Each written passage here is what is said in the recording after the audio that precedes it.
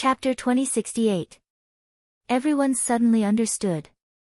Jaina's face was full of surprise and admiration. You deliberately used excessive elements to blast those portals just to cause an overreaction in the twisted nether? A proud smile appeared on Duque's face. Yes.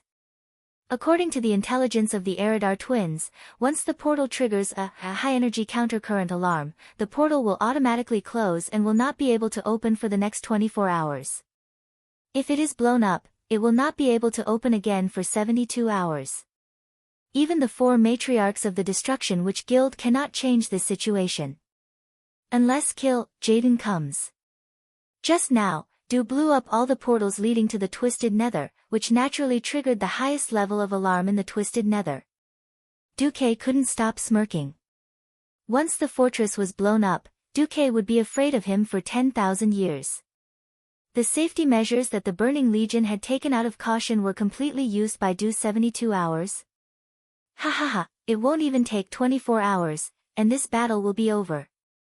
Who cares about your tens of billions of troops? Shoot them all on the wall. Oh, no, suffocate them in the Twisted Nether. The Alliance heroes were temporarily absent except for Riadeline. It could be said that the main force was still present.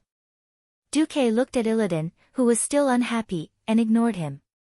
Everyone, let's go and end this war that has lasted for 25,000 years. In Antorus' Burning Throne, in addition to the 2 fallen titans, there was also a group of army powerhouses. But there was one special existence, and that was the 5th brother's life-giver, Iona. Meow meow meow. Isn't this name and title very familiar? Yes, she was the wife of the Pantheon's boss, Amon Thul, Titan Iona. Strictly speaking, this 5th brother was not the real Iona. 25,000 years ago, during the betrayal war of Sargeras, even though Iona fell under the sword of Sargeras, Iona's life essence escaped the control of the Dark Titan. For thousands of years, she hid alone in the stars. Unfortunately, not long ago, the army finally found the hiding place of this essence and captured it. Once this soul essence was corrupted by the matriarchs, Iona's nature and life force would be distorted and used by the army, making the army truly invincible. This was not an exaggeration. The living examples were Odur's Watcher Freya and the Red Dragon Queen Alexstrasza, who had received power from Iona. As for the former, as long as she didn't deal with her lackeys, she would be able to recover endlessly. The latter was almost the same. She could heal almost infinitely, and was definitely a meat shield among the dragon aspects. Originally, the demons were already shameless enough to believe in Brother Spring. If the demons could recover their HP at a rate of 10% per second, then they wouldn't even need to fight for a long time. Iona's soul essence was located in a very special space within the Burning Throne. This place didn't seem to fit in with the Burning Throne style. The place was decorated in a classic Titan style. Birds were chirping and flowers were fragrant. It was filled with natural greenery.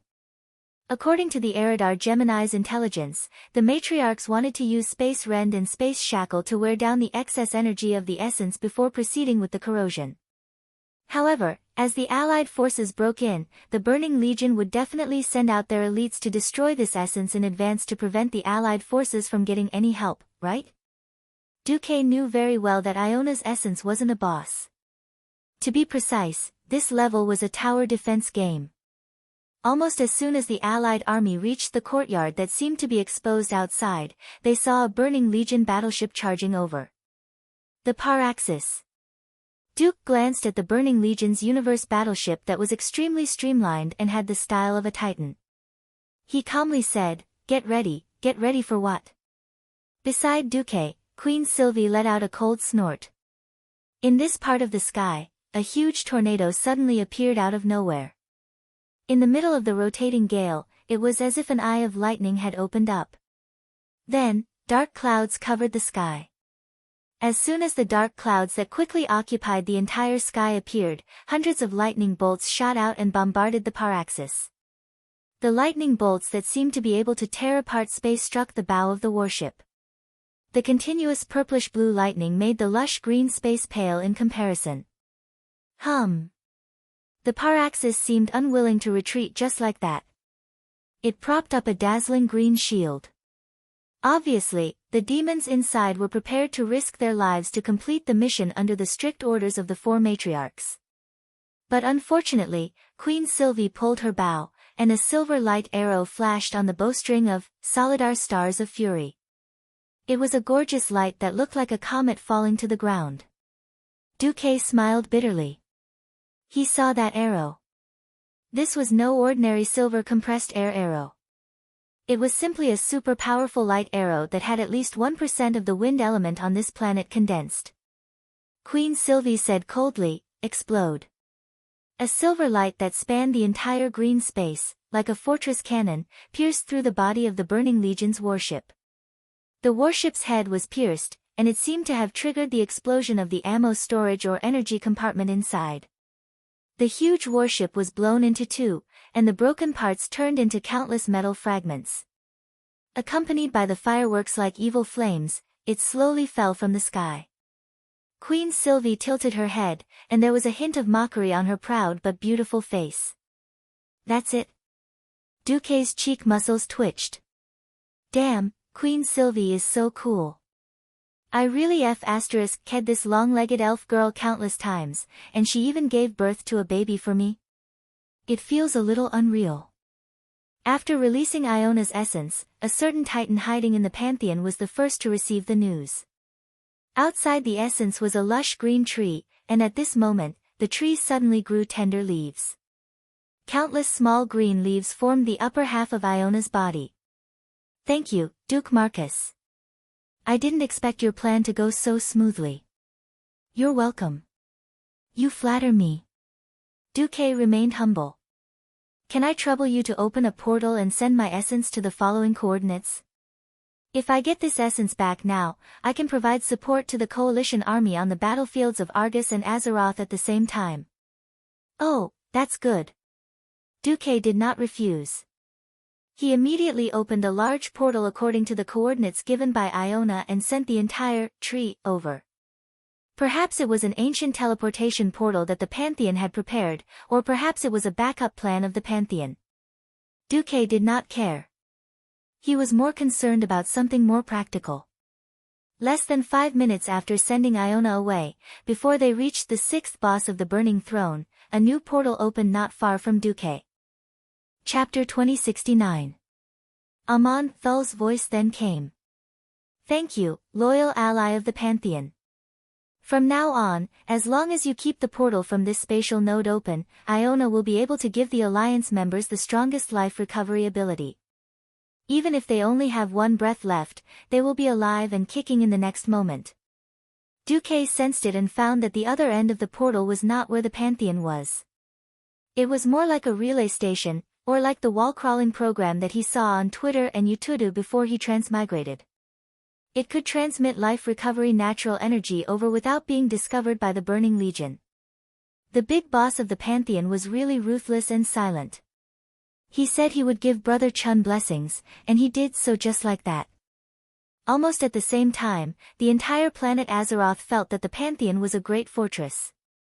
If it was said that the large number of Titan creations joining the Allied army and the large distribution of god equipment made the Alliance feel that the Pantheon Temple was only at this level, then the following scene made them feel that the Titans of the Pantheon Temple were truly like gods. Suddenly, an emerald green natural energy hovered over the thousands of battlefields in Azeroth. Whenever any of the Alliance soldiers was injured on the battlefield, even if it was a fatal injury from being cut in half by a demon, a ball of green energy would instantly descend. Kacha!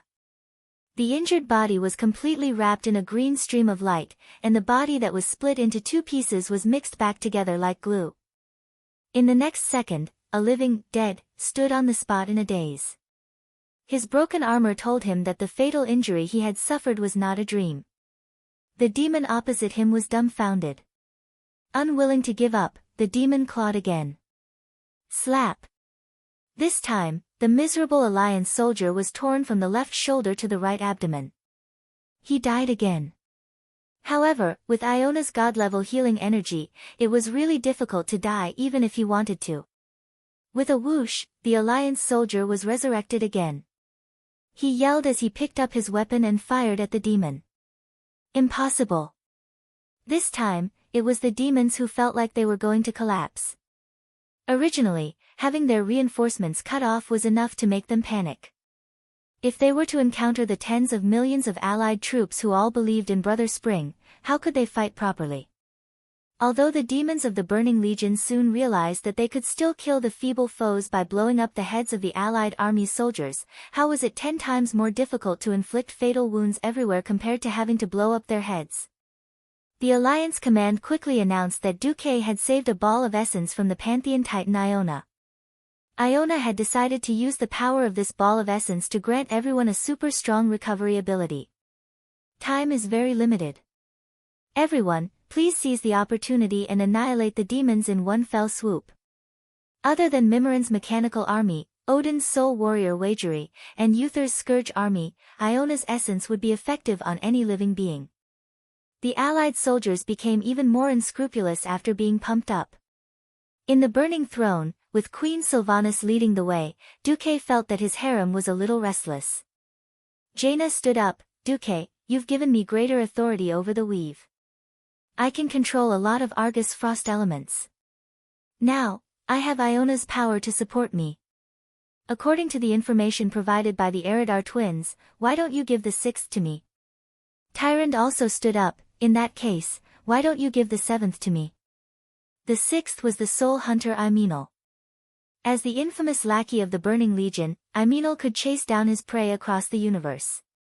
With the help of various devices and traps, Imenel had never missed a bounty.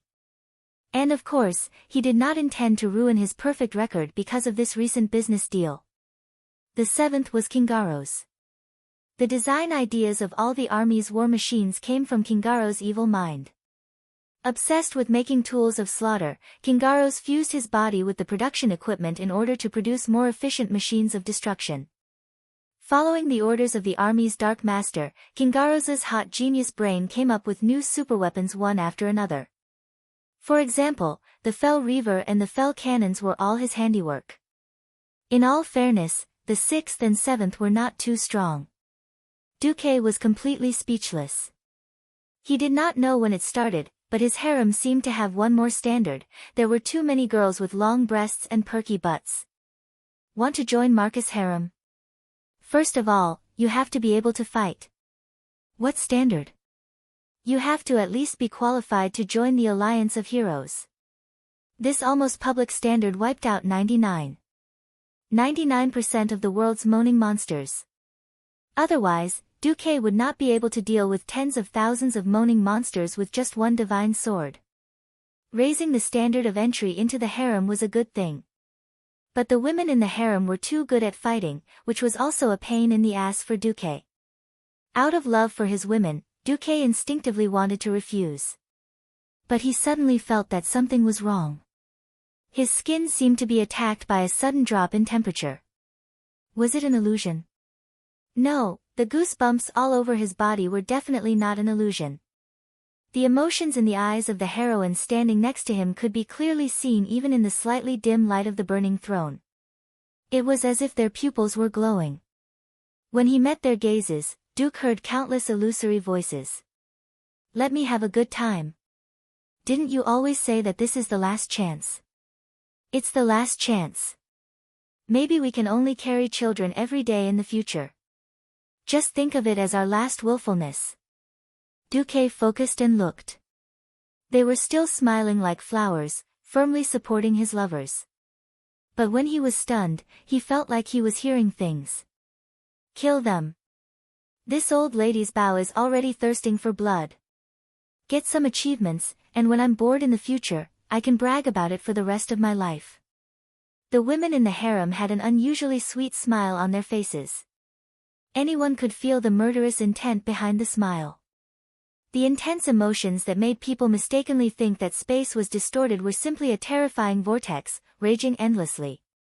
Even Illidan, an outsider, shivered and unconsciously stood a few steps away. Duque grimaced, "Oh my God. It seems that if I don't let them out this time, they will hate me for the rest of my life." Sigh. If I had known earlier, I would have been at ease with a bunch of vase girls at home. This is great. Anyway, with Brother Chun's blessing, nothing should go wrong. Duke was full of righteousness, with his head held high and chest out to show that he was not afraid of his wife. Yes. Time is of the essence. Sargeras might revive in the next second. I announce in the name of the Commander-in-Chief of the Argus Coalition Army, Illidan to deal with Algrima the Avenger. Sylvanas and Vashti will deal with Argus the Terminator with me. As for the 6th, 7th, 8th, and 9th targets of the Burning Throne, I'll leave them to you. Tyrande, you distribute the forces. Chapter 2070. Tyrande was not Duque's first woman. The first was Aurelia. But Tyrande was the most long-lasting. She had never heard of a relationship lasting for 10,000 years, especially when there were two outstanding childhood sweethearts who had waited for her for 10,000 years. Her sincerity alone was worthy of all women's respect. Even the proud Queen Sylvanas acknowledged that Tyrande was the big sister. Tyrande calmly assigned the tasks of the women. She had suggested that Jaina deal with OL-6, while she dealt with OL-7. The rest would deal with OL-8, which was the 4 matriarchs of Shivala. On the surface, it seemed a little reckless, but Jaina was probably the fastest to finish the battle, as she had obviously leveled up. This kind of mysterious leveling up was obviously due to nepotism. Tyrande knew that she would not have a problem dealing with OL-7.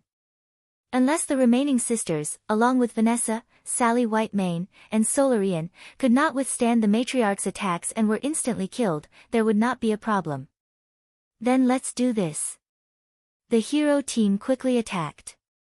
In reality, the 4 matriarchs had already gathered the remaining leader-level combatants.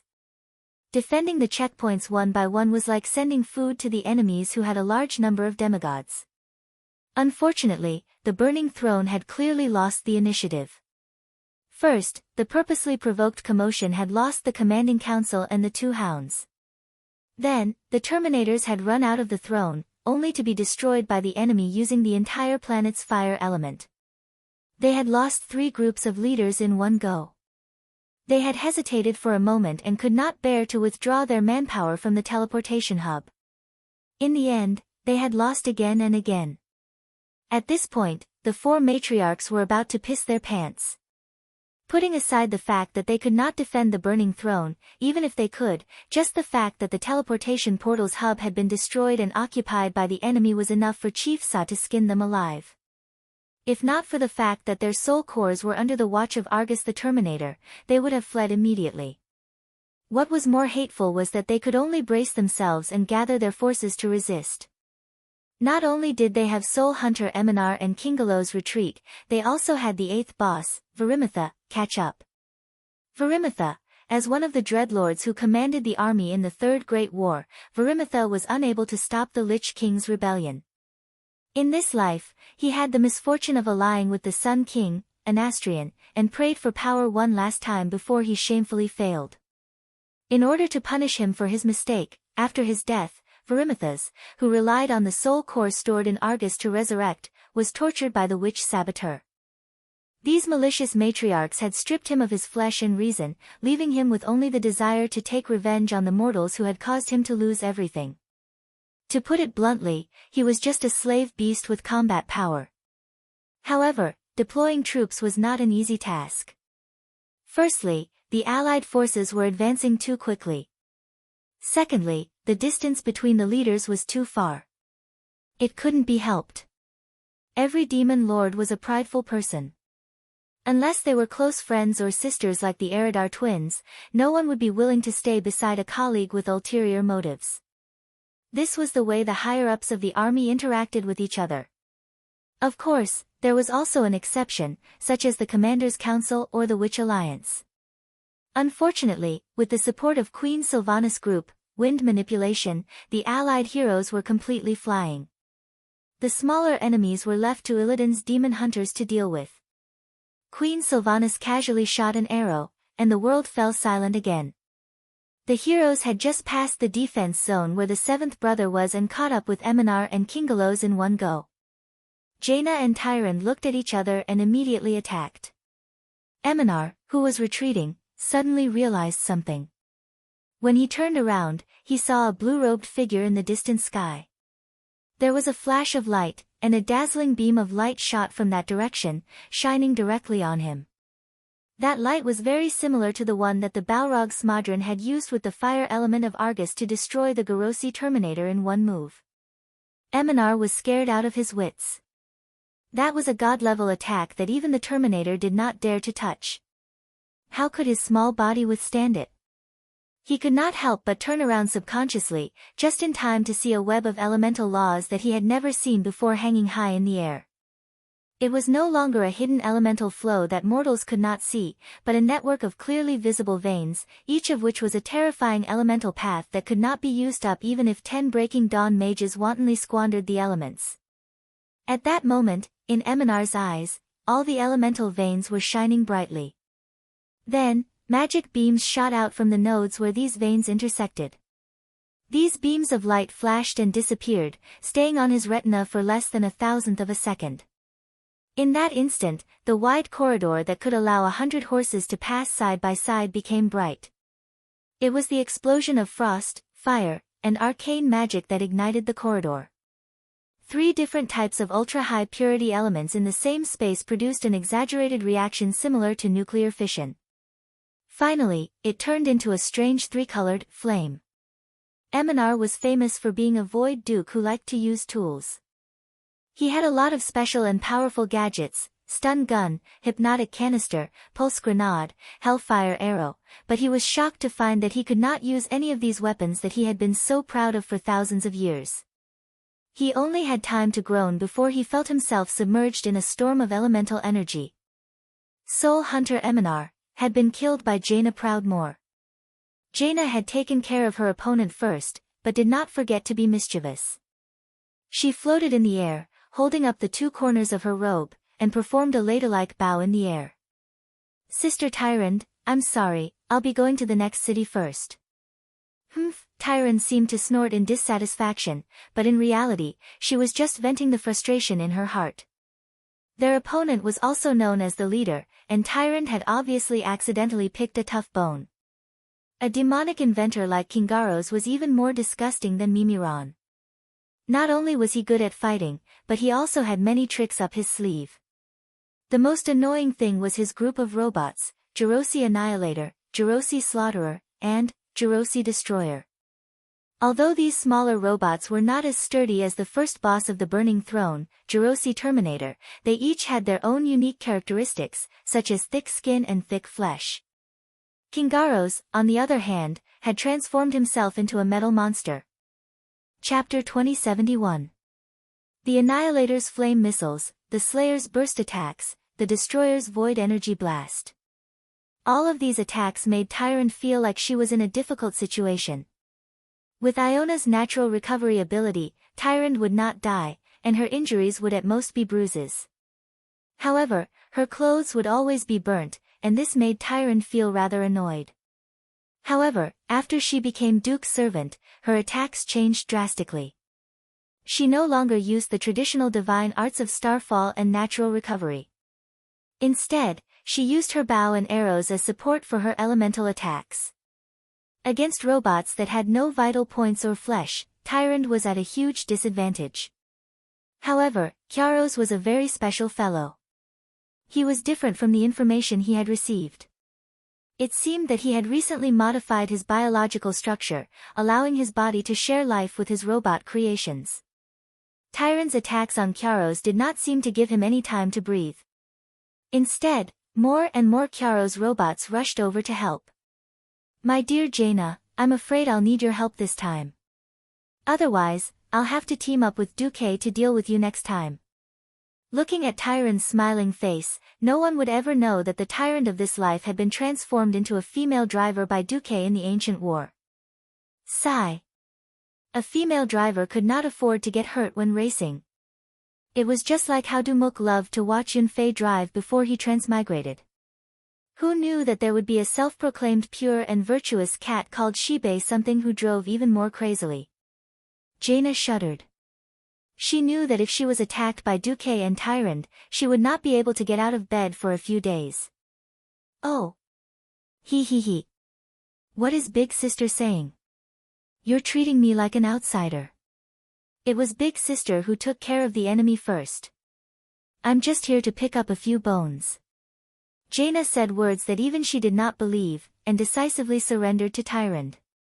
Tyrande threw a, "If you dare say this out loud," look, and smiled as she faced the enemy together with Jaina.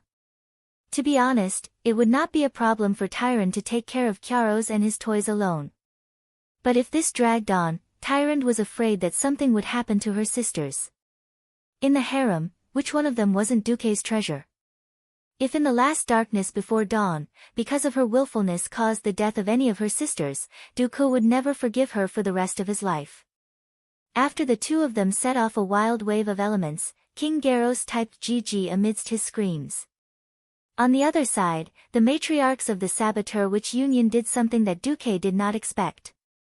He did not know if it was a power struggle or a test, but they actually split up.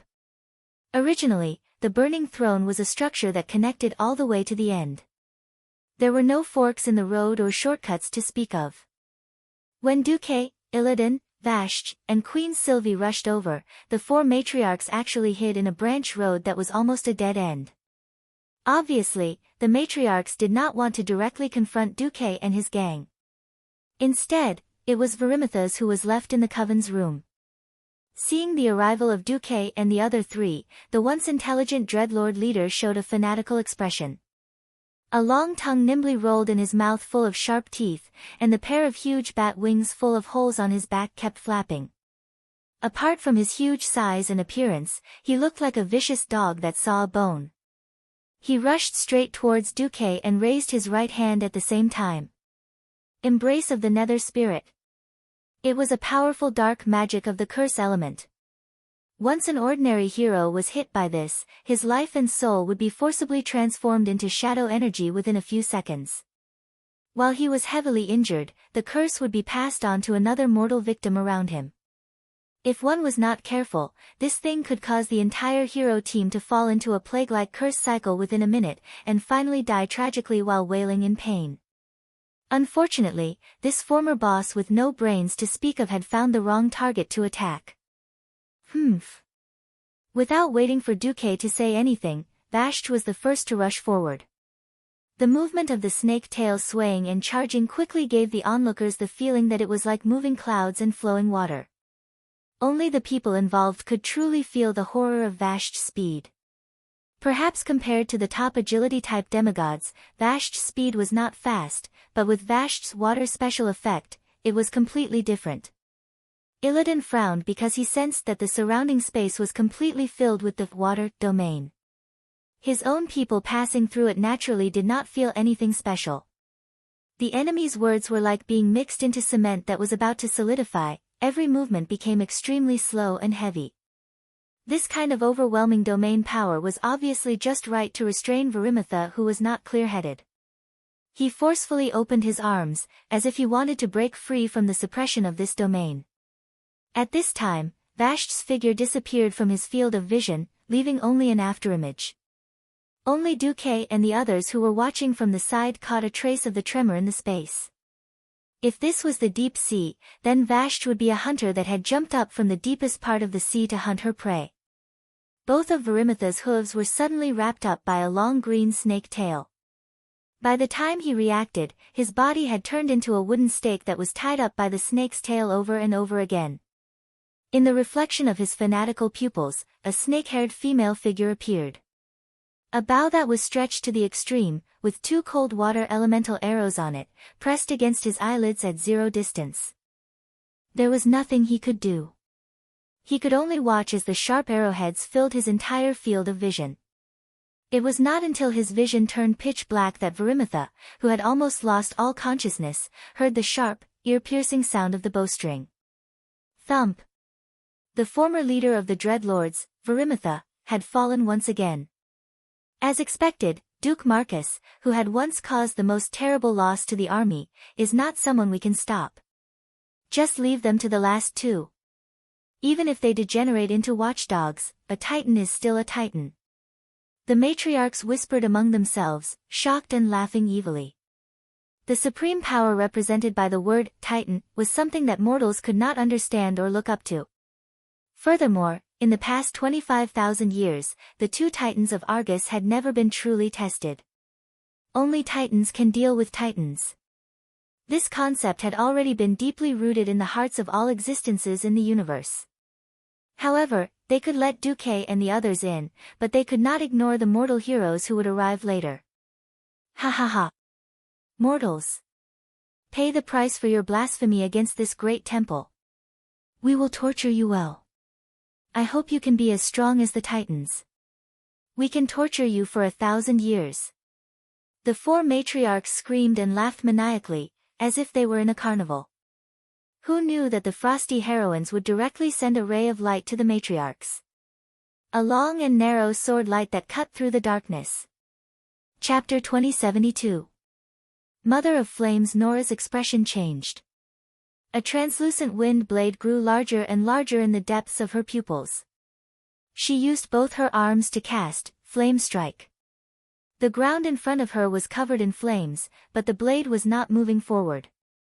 It was light and agile.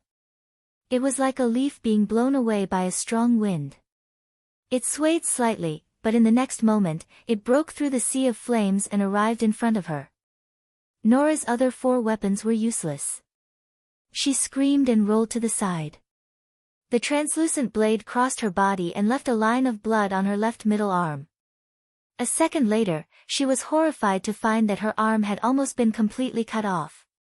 For the first time in 25,000 years, a great pain attacked her. What is this? Nora screamed and turned to look at the white-haired female elf that passed by her.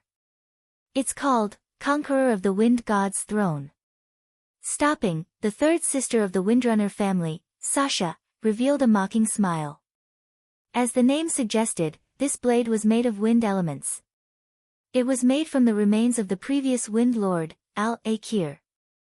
Part of it was used to fill in the Windseeker's sword for Gavin Rad, and the other part was given to Sasha to create this divine weapon that did not exist in history. Sasha was not supposed to be the main tank, but it seemed that the composition of the harem was a little uneven. On the other side, Hoof waved, happy flames, and charged towards Mother of the Night, Asura. Hoof Iral had become a hoof. I'll chop chop chop chop. In the past, Hoof could not do anything.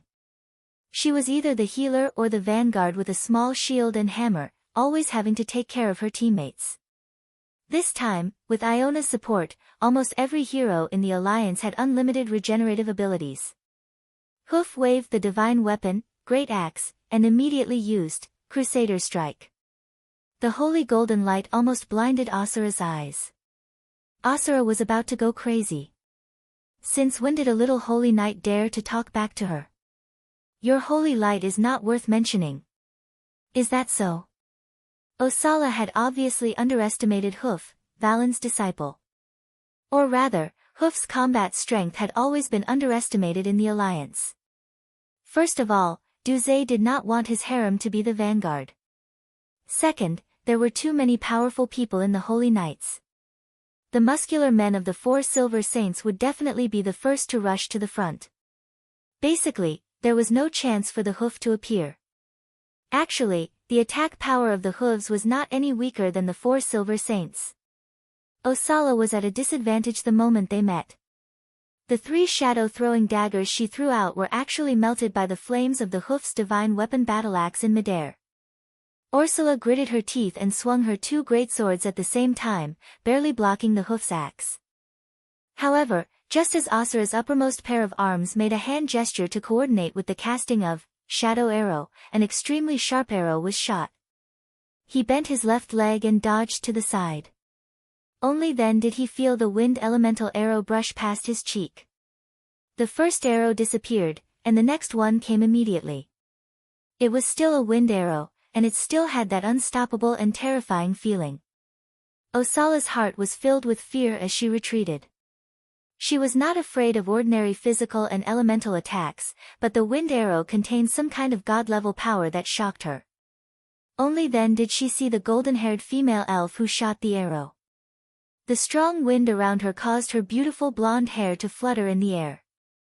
However, this did not obstruct her vision, allowing her to focus on shooting arrow after arrow.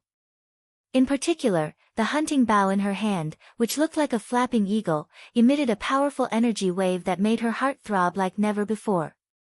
Alarm bells rang. Sasdora Windrunner's legacy. Not long after the establishment of the elven kingdom of Kuel Salis, a skilled craftsman took a branch from the mother tree in the Long Song forest and carved it into Sasdora. Since then, it had been the Windrunner family's proud heirloom.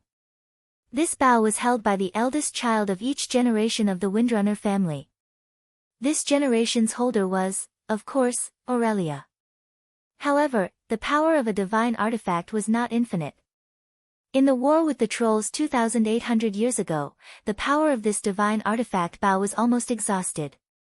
Since then, it had been placed in the secret sacred place of the Windrunner family, absorbing the natural energy of the Long Song forest and slowly recovering. Originally, the next time it could recover its power would be 1,000 years later. However, with the help of the Titans of the Pantheon Temple and the permission granted by the Azeroth Star Soul, this bow could see the light of day earlier. Aurelia's archery was not that simple. Every arrow shot seemed to travel through space and could be shot from any direction around Osala. However, this kind of highly concentrated divine arrow could open a big hole in her body with each arrow. The matriarch had never been a person with thick skin. This kind of fast but destructive fighting style was really asking for one's life. Osala felt like she was going crazy. How could there be such archery in this world? Every arrow was extremely strange and devoid of logic. But the wind arrow did not reason with Osara. It suddenly appeared, and Osara had to use all her strength to dodge sideways. She rolled on the ground without a care for her image to avoid the arrow aimed at her heart. Even so, her lower right arm was still shot and exploded. Ah! Osala let out a scream. Soraya, are you still not done? The two matriarchs had previously made a lot of threats, but they had suffered such a big loss in a single exchange. It was simply infuriating. However, the Witches of Destruction was not only the Burning Legion's command center. The room they were in had another important function. This was the prison that imprisoned the Titans of the Pantheon Temple. 25,000 years ago, Chief Sa had betrayed them and destroyed the Pantheon Temple. All the Titans, including Amon-Sur, were killed. It was not entirely correct to say that the Titans were dead, because the Titans themselves were very special existences. The body and the soul could be two different things. Some of the souls ran away. They drove a huge spaceship called the Pantheon and hid in a hidden space crevice in a corner of the universe. The Titans' corpses and some of their remnant souls were imprisoned by Sargeras. After going through an extremely evil ritual, the Titans, who had shrunk in size after refinement, became pitiful prisoners. Other than helping kill, Jaden command the entire Burning Legion, the four matriarchs would usually happily play SNM games with the Titans, using endless pain to torture these Titans, finally forcing them to fall and form a Dark Pantheon. Chapter 2073. The war between the Burning Legion and Azeroth had entered its final stage. In order to destroy planet Azeroth, kill Jaden alone was no longer enough. Sargeras, the army's highest combat power, had to enter the battlefield. Sargeras' resurrection was in its final stage. If Sargeras resurrected first, with his omnipotent abilities, he might be able to rush back and block Duque and the others at the Burning Throne. On the other hand, Duque and the others had already fought their way to the end of the Burning Throne, facing the four matriarchs and two fallen titans. For 25,000 years, due to the lack of souls and bodies, the Pantheon couldn't be activated normally at all. It had become a name with no substance. Once the Allied forces successfully raided planet Argus and rescued all the imprisoned Titans' souls and bodies, the Pantheon's combat power would undergo a fundamental change. From providing indirect assistance, they would become the strongest combat power that could directly participate in the battle. Even if it was a shrunken version of their bodies, if Amon, Thul and the others could use half of their combat power, they would be able to take care of Sargeras, who had forcibly resurrected on Azeroth with his remnant soul and clone corpses. This was undoubtedly a mutual destruction. Let's see whose home would collapse first. Now, no one could say for sure who would have the upper hand. In the tomb of Sargeras on planet Azeroth, Jaden couldn't take it anymore. Even a brave woman was afraid of taking turns. Moreover, the ones taking turns weren't the 25-foot men in the game, but a group of super powerful people who were not much weaker than him. Almost all of them had the template of a boss. Among them, they were either Titan guardians or demigods. Even the mere mortals in the eyes of the eggs were mostly veterans who had experienced the 20-year war and killed a bunch of demigods and great demons. The Gemini twins, who had been completely taken advantage of by Duque and Eridar, realized in despair that once they made a move, they wouldn't reveal any of their moves. The group of mortal powerhouses had already made their moves. Then, the Titan Guardians rushed forward to fight. Come on. A head-on confrontation. Those who didn't fight head-on were idiots without balls. Whether it was Odin, Torim, or Hodier, they were all the same. Unfortunately, Jaden could not bypass these big guys and kill Freya, who kept healing from behind. As the portal closed, the Void Dukes around him fell one by one, and Jaden's condition worsened. His injuries continued to accumulate, and he had less and less time to cast spells. However, the silent and instantaneous shadow magic was not powerful enough to kill these Titan Guardians. As soon as they finished vomiting blood, Freya's healing spell healed them. He had healed himself right in front of him, allowing him to see his wounds healing at a speed visible to the naked eye. What a ruckus! How could they fight like this? Without a choice, Jaden, who was unwilling to die just like that, finally used his last trump card. He secretly extracted mana from the mana pool that had been used to revive Sargeras to replenish himself. I'm doing this for the resurrection of our great leader. If I die, no one will protect Master Sargeras while he's casting the spell. As a fallen titan, he's so strong. It doesn't matter if he loses some magic power. Jaden was a sinister guy. He was not a brute like Archimonde. Between self-preservation and loyalty, he quickly made his choice. It looked like Jaden was on steroids, or maybe it was the final radiance of the setting sun. He suddenly became 2 levels stronger. All kinds of big moves were thrown out as if they were free, and for a moment, the allied forces were in chaos. On the Burning Throne's side, while Duque's harem was beating up the matriarchs, Duque and the others at the front finally met the fallen Titanogramma. As soon as they entered the hall, an impassioned voice that was as hot as flames came crashing down on them. Just the fire element contained in the voice alone was enough to turn a normal low-level Void Duke into charcoal. Stop! Intruder! Other than the great Master Sargeras, no one is allowed to enter here. Looking up, they saw a 100-meter-tall flame giant. The outline of every muscle on its dark, stony body was separated by blazing lines of flames. The extremely heavy metal armor only covered less than half of its body. Its chest, thighs, and upper arms were not armored. The armor was more like a decoration. The huge winged helmet was shaped like a bull's horn. In the T-shaped front of the helmet, one could see a pair of flaming eyes that shone with golden light. When it stepped forward, it felt like the earth was shaking. What a fallen titan! How majestic! However, it was only majestic. Duque looked down on this guy. A fallen titan that could not contact the planets and universe to obtain external power was not a true titan. It was just a giant with the appearance and abilities of a titan. It could not display its endless power. Ha! The once noble titan of the pantheon has fallen to become a watchdog for enemies and traitors. And out of so many titans, only you submitted. This is embarrassing, Duque complained through the magic communication in the harem. Beside him, Queen Shi and Vashti both smiled slightly. Duque turned his head. Illidan, can you handle this guy? Who do you think I am? Illidan raised his chin arrogantly. He felt like an egg that was being looked down upon, and his fighting spirit was high. He pulled out the famous dual blades of Azeroth from behind him, entered his demon form in one breath, and charged straight at Illidan. In terms of body size, the demonized Illidan was at least 5 meters tall. To the night elves, he was already a giant. Unfortunately, in front of Algrima, he was a bug. Algrima instinctively disliked Illidan. Annoying and lowly demon. Go to hell. With a thunderous roar, Algrima raised his divine two-handed sword, Tesseract, and slashed down. When the burning greatsword fell, it gave people the feeling that a flaming mountain was collapsing. The pressure of the mountain and the flames were shocking. Illidan dodged. Algrima was not slow, but Illidan was faster. With a sidestep, he passed by the side of the sword.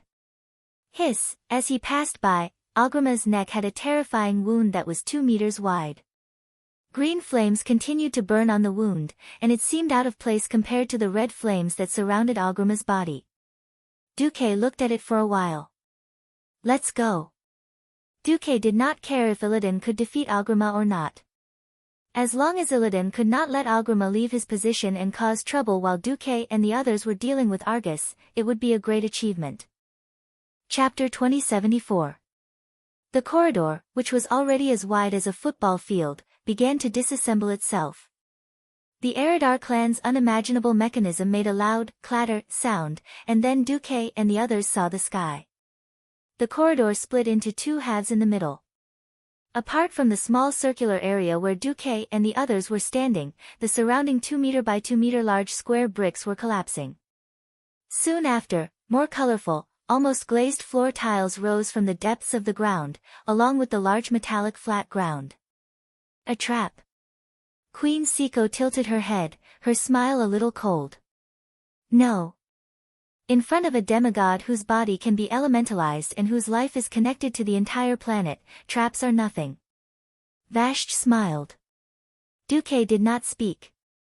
He just stood there proudly and struck a pose. Because what was to come would eventually come.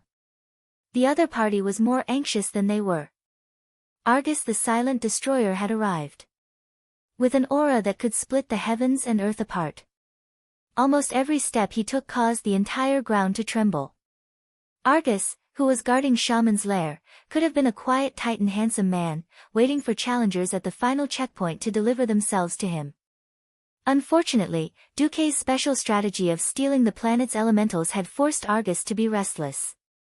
Duque did not want to split his forces and let his harem deal with the matriarchs. Of course, he hoped that all the bosses would stay in their own territory and be defeated one by one. The Burning Legion was no fool. If Duque had not split his forces just now, it was very likely that everyone would be stuck at the destruction which Guild's home ground for the final battle. Duque led his men in a frenzy and managed to separate the matriarchs, Algrima and Argus. However, the Argus in front of him was too huge. He was at least 1,000 meters tall. Duque was displeased. Yo, I don't like to look up to other beings. All the big guys who dared to stand in front of me as enemies ended up lying on the ground. You will not be an exception, Duque said calmly. You. Argus the silent destroyer had wanted to curse angrily, but his expression suddenly changed. The surrounding elements changed. Countless elemental vortexes of various sizes suddenly appeared around his gigantic body. What happened next was enough to make a person with trypophobia feel numb and scream. Because every vortex seemed to have become Brother Octopus' suction cup, unscrupulously absorbing elements from Argus' body. Countless beautiful arcs of light streaked across the empty space that was about to become a battlefield. Elemental radiance intertwined with each other and flew outwards. The flickering radiance outlined impressionistic oil paintings on the ground. Argus instinctively rejected the elemental extraction. Rays of light crisscrossed in midair, and the Titan runes combined to form a small magical formation, producing lines of law. These lines of law were like countless spear soldiers facing off against each other, and as they clashed, they erupted with ear-piercing explosions and spatial turbulence. A newly born earth elemental creature accidentally bumped into these intersecting cracks, and like a firework exploding, it was smashed into pieces in the blink of an eye. Bastard, Argus cursed. It was bad enough that Duque had pulled the 4 elemental lords over to cut off his connection with this planet. Duque actually wanted to forcibly extract elements from his body in front of him? The existence of all matter in Azeroth was based on the four elements. For the Titans, the four elements were an important part of their gigantic bodies. Wasn't extracting elements from a Titan the same as cuckolding him in front of his face? It was only natural that Argus the Terminator felt angry. He immediately realized that if he continued to maintain such a huge body, based on the defense of his skin per unit area, he would not be able to stop Duke from robbing him of his elements. The only solution was, to become smaller. As he cursed, he activated the Titan's unique body compression spell. With his body mass unchanged, Argus shrank at a speed visible to the naked eye. In just 10 seconds, he went from a 1,000-meter-tall, towering and majestic body to a 20-meter-tall, little giant. A ridiculous golden metal helmet in the shape of a mountain, a blue, noble, muscular body, and a pile of black wrist guards, belt, and leg guards. In a sense, Argus the Terminator looked like a blue-skinned version of the Spartan warrior. While his body's density increased exponentially, his magic defense also reached an astonishing level. But Duque said, "Yes. That's good. Damn, this tone is clearly lecturing his own grandson." Duque's laughter made Queen Sylvanas and Vashj, who were next to him, burst out laughing. Argus became smaller, but Duque unceremoniously became bigger. An elemental giant mixed with the dual elements of fire and arcane rose under Duque's feet. In less than 3 seconds, the elemental giant used its head to lift Duque to a place where Argus could see. "Tiny native god, are you underestimating the power of the Titans?" Argus shouted, raised the huge scythe in his hand that was at least 20 meters long, and slashed down. "No, I'm just underestimating a puppet that Sargeras uses as a power bank." Duque said something that outsiders couldn't understand. "Power bank? What the hell?" Duque didn't have to answer him. Argus the Terminator was not a complete Titan from the day he was born anyway. Ever since the Twisted Nether was blown up, Sargeras had been anxious to find a backup resurrection point to resurrect the demons who had died in battle in the outside world. Another key point that restricted Argus from drawing power from the planet was that the Titan power that should have belonged to Argus had been F*King taken to the demons as resurrection tokens. Of course, Duque made the most incisive use of this point. The giant scythe in Argus' hand made an incomparably standard slashing motion. The elemental giant in front of him was like a collapsing wall, and a large part of its chest was directly torn apart and turned into nothingness. But the elemental giant with a broken body didn't care, and the claws of its left hand were like 3 sharp daggers that gouged into Argus' arm. "Damn it!" Argus cursed. He had seen shamelessness, but he had never seen such shamelessness. These elements were extracted from him a moment ago, and with a program programmed by Duque, he immediately became his opponent. The elements that belonged to Duque, after being processed by Titan magic, were given special destructive power. Even the Titans couldn't withstand this power with their extraordinarily tough skin. Argus raised his left hand and unleashed the Wrath of Pain. The attack, which contained a large amount of evil energy and the will of pain, made Duque's skin feel like it was being cut by a knife as soon as it was released. This was the venting of the resentment of being tortured by Sargeras during the Terminator's growth. Chapter 2075. Violent anger was infused into the move, and even though Duque and the others had blocked Argus's dark energy impact, the mental impact still slightly injured their souls. Queen Sylvanas was a little annoyed.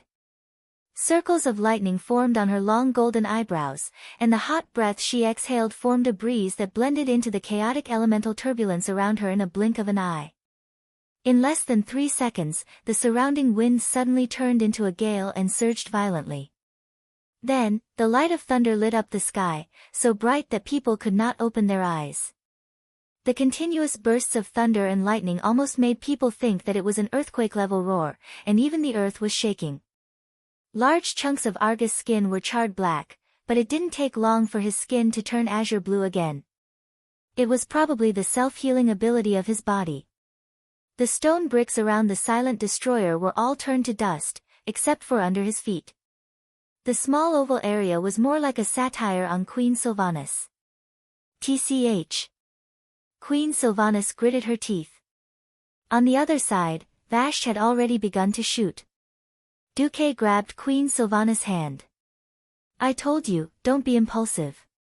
That's an existence with vitality equal to at least 1/3 of Argus's planet. Or do you think you can blow up an Azeroth planet with one blow?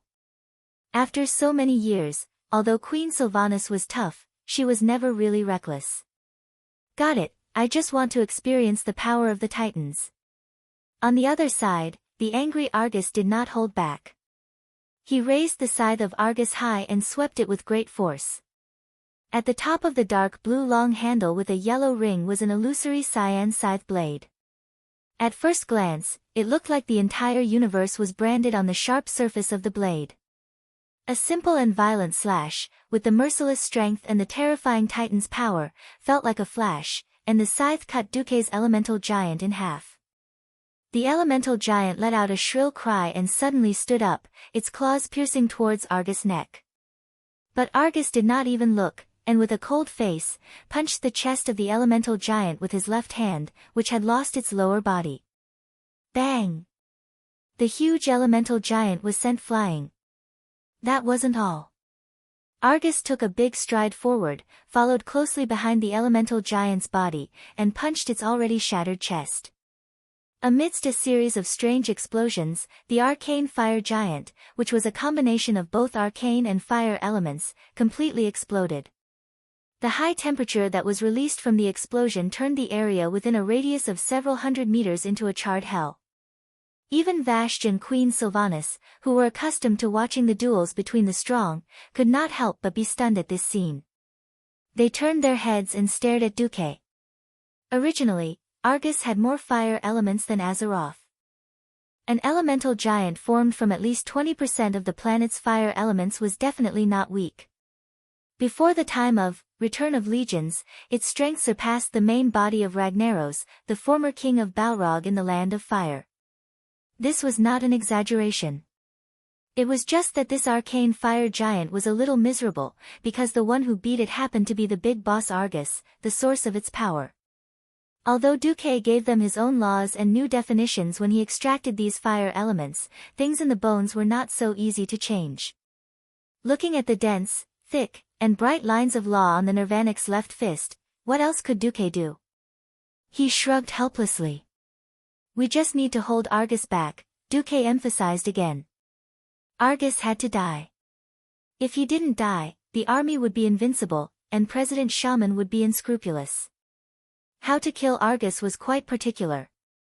Duque was an elemental god, and his control of the elements was at the peak even in the divine territory. Unfortunately, he had just been promoted, and he had no choice but to come to Argus to fight an away game. Anyone would be overjoyed to be able to fight to this point. If Duque was given enough time, he could definitely use 1,000 ways to slowly torture the poor worm Argus to death. But if he wanted to be fast, he couldn't do it alone. After all, the elements he extracted were all the elements of Argus itself, not something he brought from Azeroth. The elements were not easy to use, and when they hit the Nirvanic, the damage was greatly reduced. He was helpless. In fact, Vashti and Queen Sylvanas were similar. One used water, and the other used wind. If they couldn't make the elements they transferred imprint their deepest imprint, then the fight would always be half the result with twice the effort. In any case, this true divine battle was still earth-shattering. The aftermath of the battle quickly destroyed the terrain, and the area became full of potholes. The ground was full of potholes, and mountains would collapse at every turn, or a side hall would be blasted. Hand-to-hand combat wasn't the strength of Duque and the others, but fortunately, they had their respective summoned elemental giants. These poor giants were thrown out like softballs by Argus, the Nirvanic, time and time again, smashed and cut in half. Argus, however, couldn't do anything to 3 puny demigods and true gods. Against ordinary enemies, he could still control the elements in the entire space, fill it with shadow elements, and launch various ultimate moves to finish off the opponent. But Duque and the others didn't eat this at all. Because this was basically Argus insulting himself. The only difference was whose mark belonged to which group of elemental energy. At this moment in the assault battle, the situation changed subtly again. Duque's side couldn't advance in a short period of time, but if the harem group could make progress, then the battle would have a decisive change. Because once the 4 matriarchs were defeated, they could save most of the titans in the pantheon. Even if not all the titans could return to their peak state, they could still save the entire situation. Your efforts are destined to fail. The Burning Legion will destroy everything, the flame matriarch Nora screamed, waving her 6 arms to slash at the silver-haired little person in front of her. Sasha's expression was calm, as if she didn't hear anything around her. Her entire heart was focused on her sword. She raised her sword to the same level as her chest, and reached out with 2 hands to press on the edge of the sword. The next moment, she turned into a stream of wind again. Nora's 6 broken and heavily injured arms missed, but she still turned around sharply, and was shocked to see a long and narrow sword gleam. Impossible, Nora was shocked to realize that the sword gleam had already penetrated her defense. The next moment, she felt that the left side of her neck didn't belong to her. She saw shock in the eyes of the shadow matriarch, Tima, who was opposite her. She knew why. Most of her neck was broken. Smelly blue blood spurted out uncontrollably. Chapter 2076. Nora gritted her teeth and used her top left hand to press down on her neck, attempting to make a final struggle. But at this moment, an arrow shot over without a sound. There was only one existence present who could shoot such a sinister arrow. It was the noble elf who was so beautiful that even Nora was jealous of her. Her elegant demeanor was something that vicious matriarchs like them could not achieve even after 10,000 years of training. At this moment, as she was not suppressed by any of the matriarchs, she went all out. How terrifying could a sniper who was not harassed be? Now, she had to experience it with her own life. That arrow scared Nora out of her wits. She subconsciously used her middle left hand to block it. Unfortunately, a small part of her palm was blown off in the next instant. Before she could even scream in pain, the arrow in midair seemed to disappear. When it reappeared, it was already pressed against her temple. No! Nora's cry was filled with despair. This was the fastest arrow in the mortal world. The strongest arrow below the divine realm. With the wind elemental power activated by second sister Sylvanas, Aurelia's abilities were not at the divine realm, but she was stronger than a demigod. This arrow surpassed the imagination of all the matriarchs. The matriarchs had strong vitality. In the end, Sylvanas's core position was to be a spellcaster, not a race that charged and broke through enemy lines. Injuries would hurt, and severe injuries would kill. There was no such thing as a holy healing spell that could restore one's HP to full or resurrect on the spot with faith in Brother Spring. Nora, the mother of flames, was dead. This caused a fatal flaw in the cycle of the matriarchs. The matriarchs did not want to directly enter the battlefield. Even in battle, they would use all sorts of methods to teleport themselves to the Titan cages next door. By torturing the Titans' bodies and remnant souls, they would force the Titans to use all sorts of ultimate moves to harm the invaders. Nora's death directly increased the pressure on Fatima, who was still in the battlefield. Osala, the mother of the night, had no choice but to appear to save the situation. Soraya, the mother of the universe, was the only one left inside, still torturing the Titans. At this moment, Tyrande and Jaina arrived. This was the straw that broke the camel's back. Tyrande snorted coldly and led the charge into battle. As the former high priestess of Elun and the leader of the Elven Sentinels, she was a master of both magic and martial arts.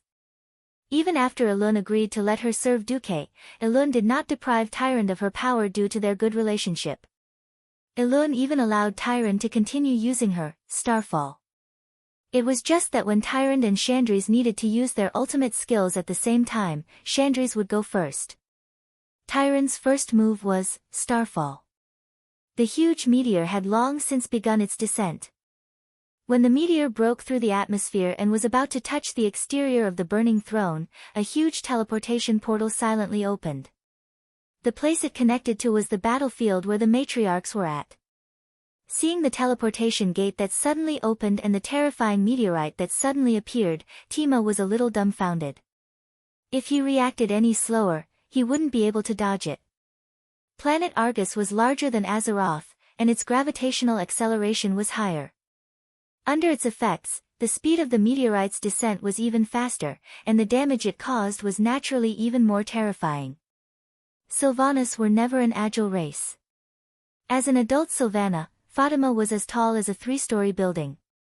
She had 6 arms, but only 2 legs. Tima couldn't escape and could only take it head-on. Bang!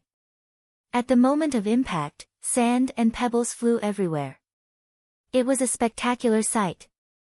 Lifting the rock with 6 arms, failed. Then let's smash the rock with our chest.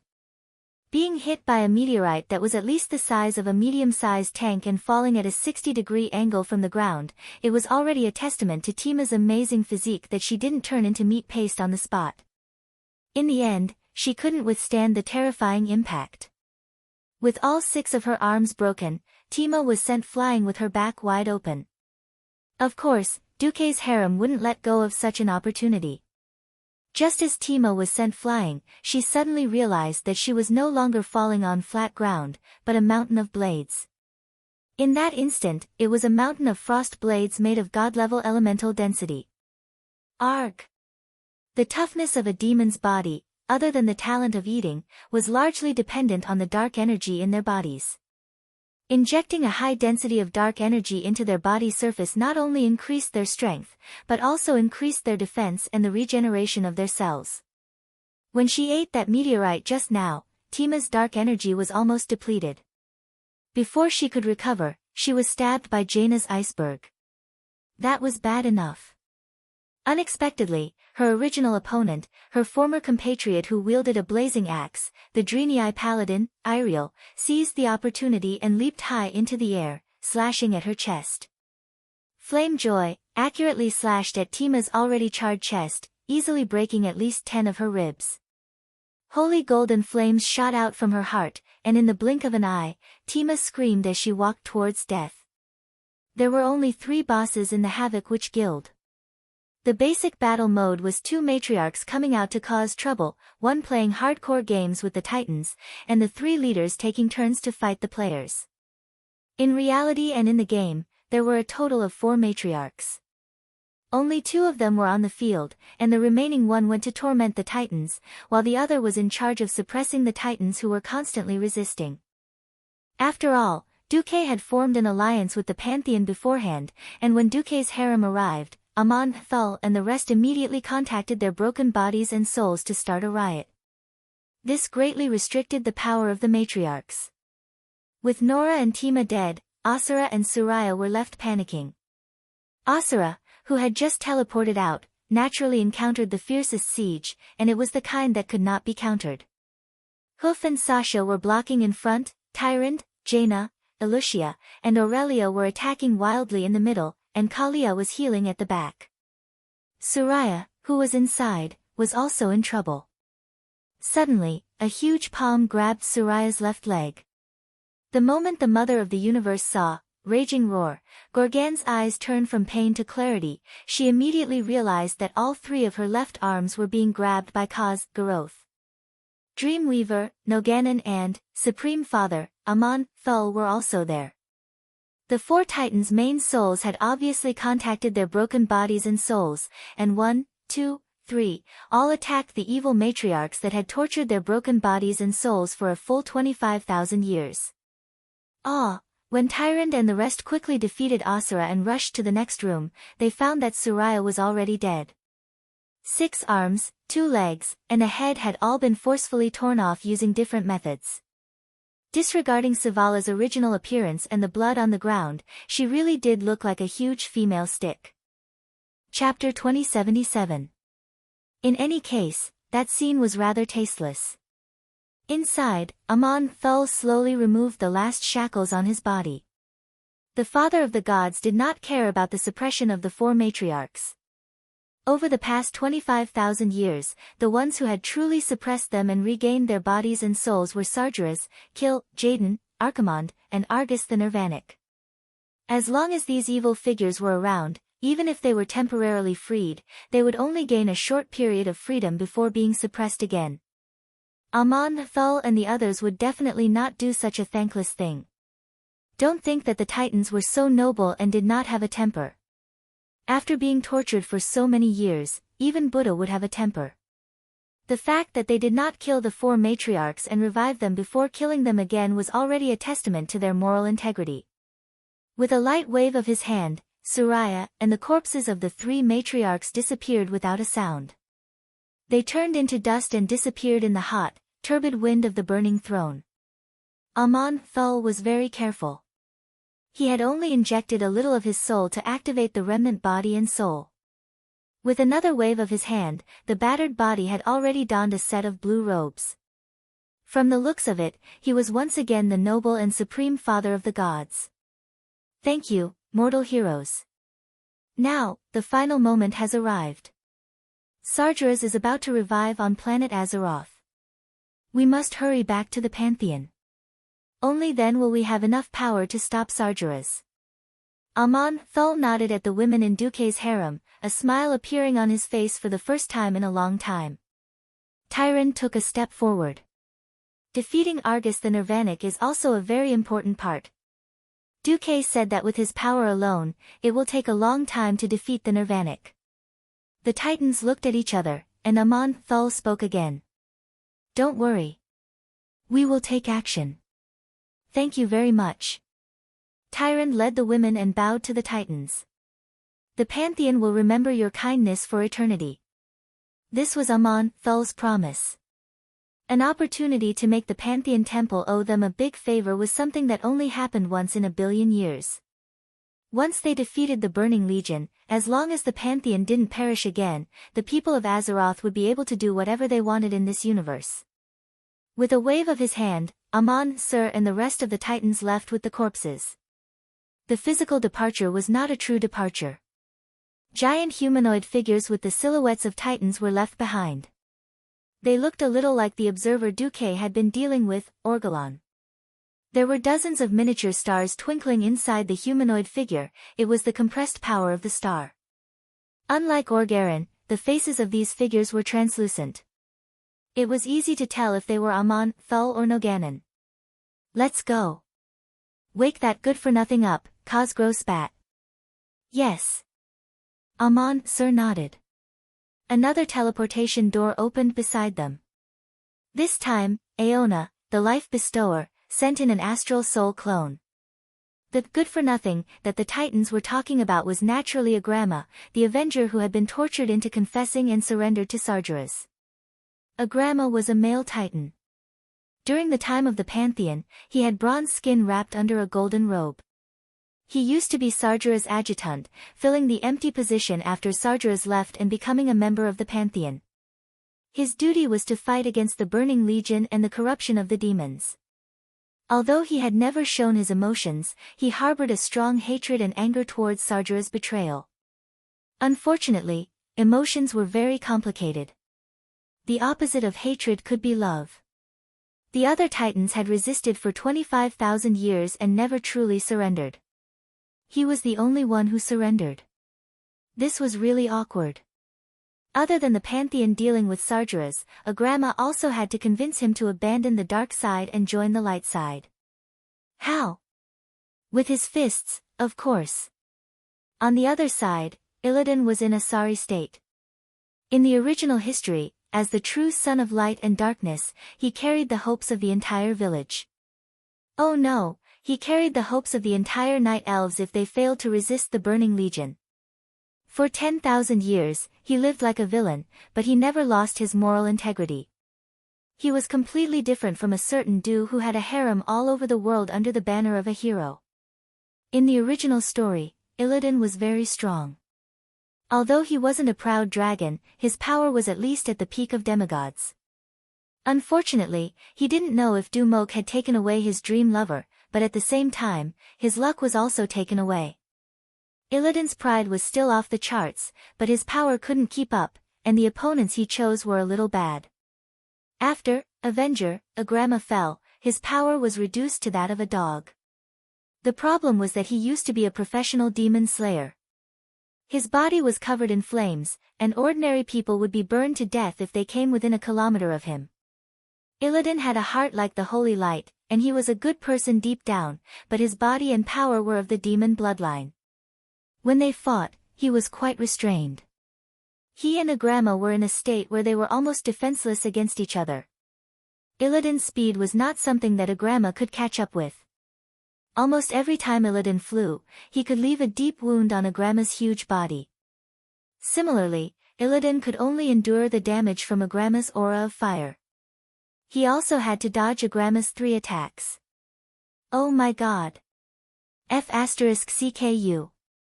What the F***CK? Oh, no, no, no. It should be, Tesseract Sword Technique, the 5-hit combo. Although he did not know if this was what the Silent Avenger was saying in his heart, the 5-hit combo only had 3 moves.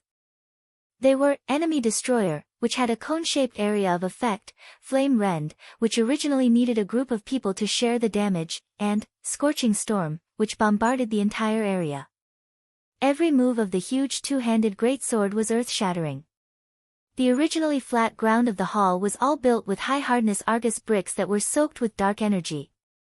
Every stone here only needed to be slightly infused with intelligence to become a powerful Hellfire elite. Even such a solid ground was easily flipped into the air like sand on a beach. 1. Enemy Destroyer, and the cone-shaped area of effect that was larger than a basketball court instantly lowered the altitude by 10 meters. 1. Flame Rend, and the pillars that were thousands of meters away were instantly pulverized. Not to mention, Scorching Storm, that ultimate move that turned the entire hall into a purgatory. Even the demons who were said to be the most adaptable to heat and flames could not withstand it. At that moment, a few huge shadows suddenly appeared at the entrance of the hall where the two were fighting. Amon Thul's avatar stood at the entrance, his eyes filled with holy light and a peerless aura. Wake up! Agrama! It's time to punish the traitor. Chapter 2078. Kill Jaden. Your little tricks are useless. You won't be able to buy us much time. Odin's loud voice shook the entire tomb. Norgannon's hands glowed with a dazzling blue light. When the mysterious Titan rune circle unfolded beneath Norgannon's feet, it quickly transformed into a special divine power that surged towards Agrama. Agrama's main soul's doppelganger immediately plunged into the corrupted, tortured, and fallen Agrama's body. Wake up! Let us face the real enemy together. After a burst of flames that resembled a volcanic eruption, Illidan suddenly realized that there was a huge teleportation door next to Agrama. Tesseract, Flaming Flare. You injected your dark energy, and I used holy light to expel it out. Agrama's body was like the sun, shooting out terrifying flames that could burn everything. That's right, because the Avengers' obsession was too strong, the matriarchs made a little cognitive distortion to make this soul think that he was guarding the Pantheon. The demons could not return to the twisting nether, but that did not mean that the demons that had entered the planet's atmosphere could not move. They opened a large number of medium and small portals, and began to gather towards the tomb of Sargeras. When Kill Jaden injected Shadow Image into the 3 champions of the Alliance, the 3 minions that spawned unleashed Flame of Fear, as soon as they appeared, attempting to interfere with the mortal champions with rings of flames. Empress Dowager, Gavin Rad, and a bunch of divine artifacts slashed at them. The minions were wiped out after a few hits. Agrama suddenly became extremely pained. The pain and anger that came from the depths of his heart almost destroyed his sanity. Arg! Arg! What have I done? I'm serving my enemy. Holy light. Holy light. It's F***King Holy Light. Sargeras. Everyone saw that he was opening a large portal, and on the other side of the portal was the outer space of Azeroth. Agrama's eyes, no, to be precise, the dark energy chips in front of his eyes shattered. There was nothing they could do without Duke's presence. Why would a cunning and ambitious guy like Kill Jaden give up at this juncture? There was only one answer, even though he had stopped the Demon Legion's delivery, Jaden still had many soldiers lying in ambush around the tomb and underground. Moreover, after realizing that something had happened to the Twisted Nether, the demons from all over planet Azeroth received orders to gather at Sargera's tomb. However, all of his resentment vanished with a signal from the Eridar Wizard Legion in the deepest part of the tomb.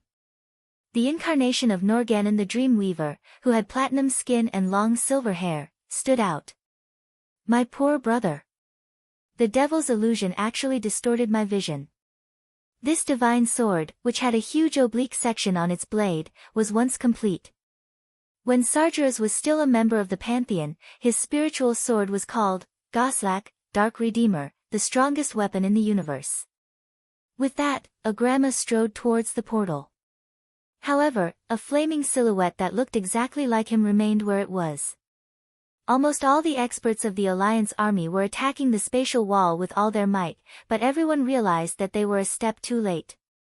Kacha! Odin slashed hard at the spatial wall. Due to the fact that their strength was on par, there was no rebound, but golden cracks could clearly be seen on the spatial wall. It was only a matter of time before the spatial wall was destroyed.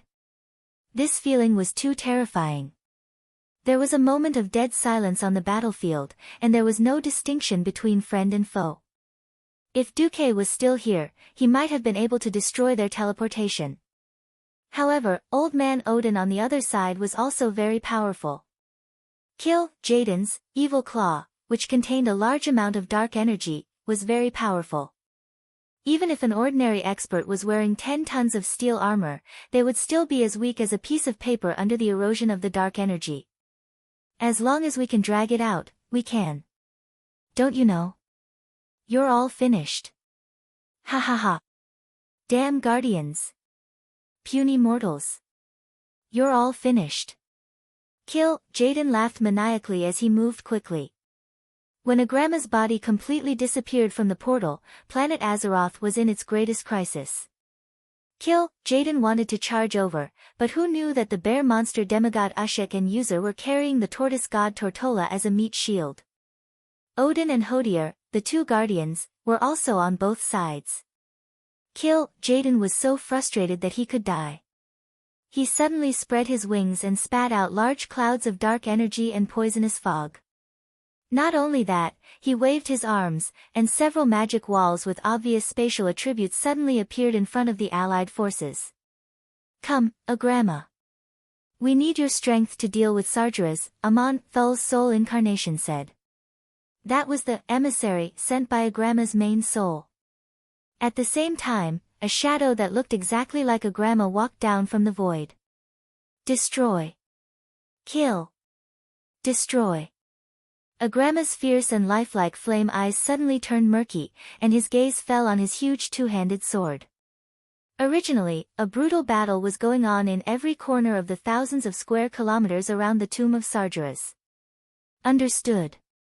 But Agrama turned back and looked into the depths of the burning throne. I still have to repay the favor. To make matters worse, a strong sense of unease rose in everyone's hearts. The worst thing was that one of Jaden's ultimate skills, Fracture Singularity, was supposed to be the key to victory. Such a powerful spatial vortex would kill anyone who touched it. Mortals would die instantly if they were hit by it, and even the Guardians wouldn't dare to take it head-on. Suddenly, an extremely terrifying feeling came from the sky above the battlefield. But in the battle between him and Sargeras destroyed Goslak. Since then, Agrama the Avenger had the first part of Goslak, while Sargeras had the other part of Gorobur, Seeker of Darkness. Now, that B***** Tarim didn't do anything. He just retreated to the second line and stared at the sky. How many Fracture Singularity did he release that many lightning interference vortexes in the sky? Oh no! He's going to run. Varian yelled. This was the biggest humiliation that Agrama had suffered in the past 25,000 years. Illidan, who was in front of him, couldn't take it at all. He instinctively raised his hands and blocked in front of him. At this time, a wave of divine power appeared in front of him. It was a round shield of divine power. Countless small Titan runes formed into lines, and the lines weaved into a surface, forming a 2-meter diameter disc. It easily deflected the flames that were coming out.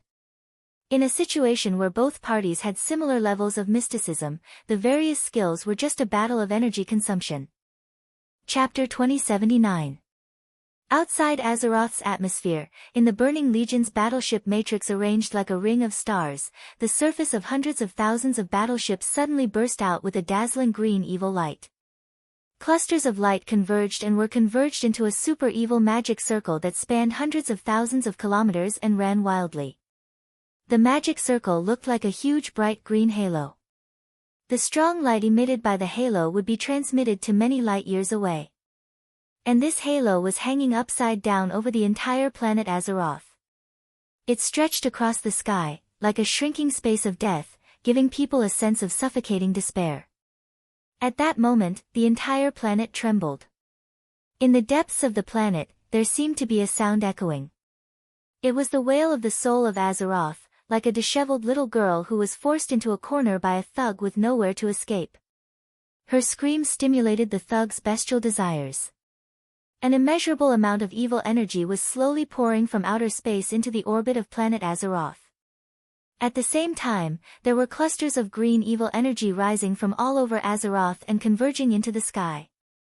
The next moment, a huge green beam of light shot out from the deepest part of Sargeras' tomb. The beam of light was so huge that even if the entire Naxxramas constellation was placed on top of it, it would not be able to block it. As the beam of light rose, millions of tons of sand flew into the sky. It was not the kind of sputtering caused by an explosion, but the slow rise of anti-gravity. The Well of Eternity, once the energy overflow outlet of the planet, opened again after being closed for 10,000 years. Wrapped in indescribable energy, mortals with good eyesight in the distance could see a bronze-skinned giant rising into the sky with the beam of light. That was Sargeras' avatar. He sent this avatar to be defeated by the guardian Aegwynn, but Aegwynn couldn't destroy the avatar's body, so she could only seal and bury it here. At this moment, this avatar became the biggest foreshadowing of this big conspiracy that spanned hundreds of years. Only the most powerful of the coalition forces could see that there was also a corpse embedded in the forehead of this huge avatar. It was the corpse of Illidan Stormrage. Another Illidan Stormrage from a parallel timeline had died in the Darkness Temple a long time ago. Now, he had become the catalyst for Sargeras' revival in the main timeline. Ha ha ha. The great Sargeras has been completely resurrected. While the allied forces were stunned, Kil'jaeden was no longer in a hurry to escape. He raised his claws. A large three-dimensional projection of planet Azeroth appeared in front of the allied forces. In the image, everyone could see the black clouds churning above the planet. In just a few seconds, the clouds turned from black to emerald green, the color of dark powers, very much in the style of the Burning Legion. If anyone had seen Argus before, they would have found that the atmosphere of planet Azeroth had become very similar to that of Argus. The clouds that spanned hundreds of thousands of kilometers began to converge, shrinking to a length and width of tens of thousands of kilometers. Even so, this area and volume was extremely terrifying.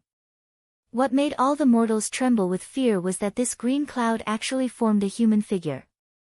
A few seconds later, from the perspective of outer space, one could see that his figure was that of a demon. A demon so huge that it was beyond the imagination of all mortal creatures in the world. His size was not inferior to any of the stars hanging high in the sky. Even if he was crouching on a large planet like Azeroth, he could still cover more than 1/3 of the sky. Yes. He was the Burning Legion's demon king, the fallen titan, Sargeras. As soon as he appeared, he confirmed the rumor that titans were born on a planet that had never been proven by the creatures of Azeroth. His huge claws could tear the stars apart. Just the shadow of his crimson claws sweeping across the earth could make the sky above the battlefield dark. The battlefield was first covered by the claws and darkened for a moment. Then, the whole world suddenly lit up again. What's going on? Is Sargeras resurrected or not? God! What the hell was that just now? The entire Azeroth coalition army, be it the soldiers and Titan creations on the battlefield, the city guards hiding in the seemingly sturdy fortress at the rear, and even the trembling people hiding in the underground air raid shelters, were all filled with fear at this moment. Just as the mortals on the battlefield of the Broken Islands were doubting their guesses, they heard a cold snort coming from the sky. The sky darkened again, and every cloud was dyed with a blazing green color. First, a strange crimson color covered the sky. Then, a sparkling green flaming eye opened in the clouds. Sargeras. His face alone was already bigger than the entire Broken Islands. If it weren't for the fact that they were observing from the depths of outer space, the mortals wouldn't even have the chance to see his ominous crimson body and the pair of demonic wings that truly covered the sky. Oh my god! Is this the fallen Titan? The Titans are so huge. The giants we saw in the past weren't even comparable to ants. I thought that the real Titans were just a legend. Such a monster, can we really defeat him? Be it the people or the soldiers, in the face of such a huge and unimaginable existence, it was normal for them to doubt their lives and feel despair. To be able to fight against a 5-story tall hellfire, a 10-story tall demon, and a 20-story tall fell mech, this was already a great achievement that the intelligent beings of Azeroth could barely muster up the courage to do after more than a decade of guidance from the Alliance. One had to know that 36 years ago, the Alliance was just a weak organization that couldn't even deal with a mere million orcs and was almost wiped out. After experiencing 3 battles at the Dark Portal, natural disasters, and ancient gods, the psychological endurance of the Alliance people became a little stronger. However, against such a planetary-level monster, the largest main cannon of the Alliance's fortress was destined to be ineffective. As if to confirm the mortals' fears, Sargeras, who was above the atmosphere, extended his demonic claws towards the Azeroth sky fortress that had been the protection of the mortals since the Legion's return, the city of Condors. Although the sky fortress had started to evacuate as soon as Sargeras appeared, according to Duque's instructions, there were still a few existences that weren't willing to just give in. The fortress quickly opened up a hole, and a bunch of light cannons that had once struck fear into the hearts of countless demons shot out. Vulcan's Wrath. This main cannon of the fortress could easily turn the Legion's largest starship into dust in outer space. However, Sargeras ignored the main cannon's attack. With a light squeeze of his huge claws that could tear the sky and earth apart, the city of Condors was like a crushed egg, turning into nothingness. Countless fragments of the fortress pierced through the sky, broke through the atmosphere, and fell to the ground. This scene seemed to be announcing the arrival of the apocalypse. Chapter 2080. Countless stones contaminated by green evil energy were passing through the void battlefield guarded by the dragons. Tens of thousands, or even hundreds of millions of lights were falling towards Azeroth. The allied heroes were in the tomb of Sargeras, quietly watching this scene through Kill Jaden's 3D projection. They could totally imagine the spectacular, poignant and terrifying scene looking up at the sky on the land of Azeroth. Every single dot of light was no longer a simple fragment of the stronghold. After being infused with Sargeras' supreme evil energy, they would become hellfire giants of all sizes after falling to the ground, and become part of the Burning Legion. In the industrial elven forest, in Lordaeron that was reborn after destruction, in the snow-capped frozen throne of Northrend, in the unchanged Darnassus, in the splendid valley that began to grow green grass after the catastrophe, in the broken beach that burned with the flames of war, in every area of planet Azeroth. When people looked up, they saw Sargeras' huge figure covering half of the sky.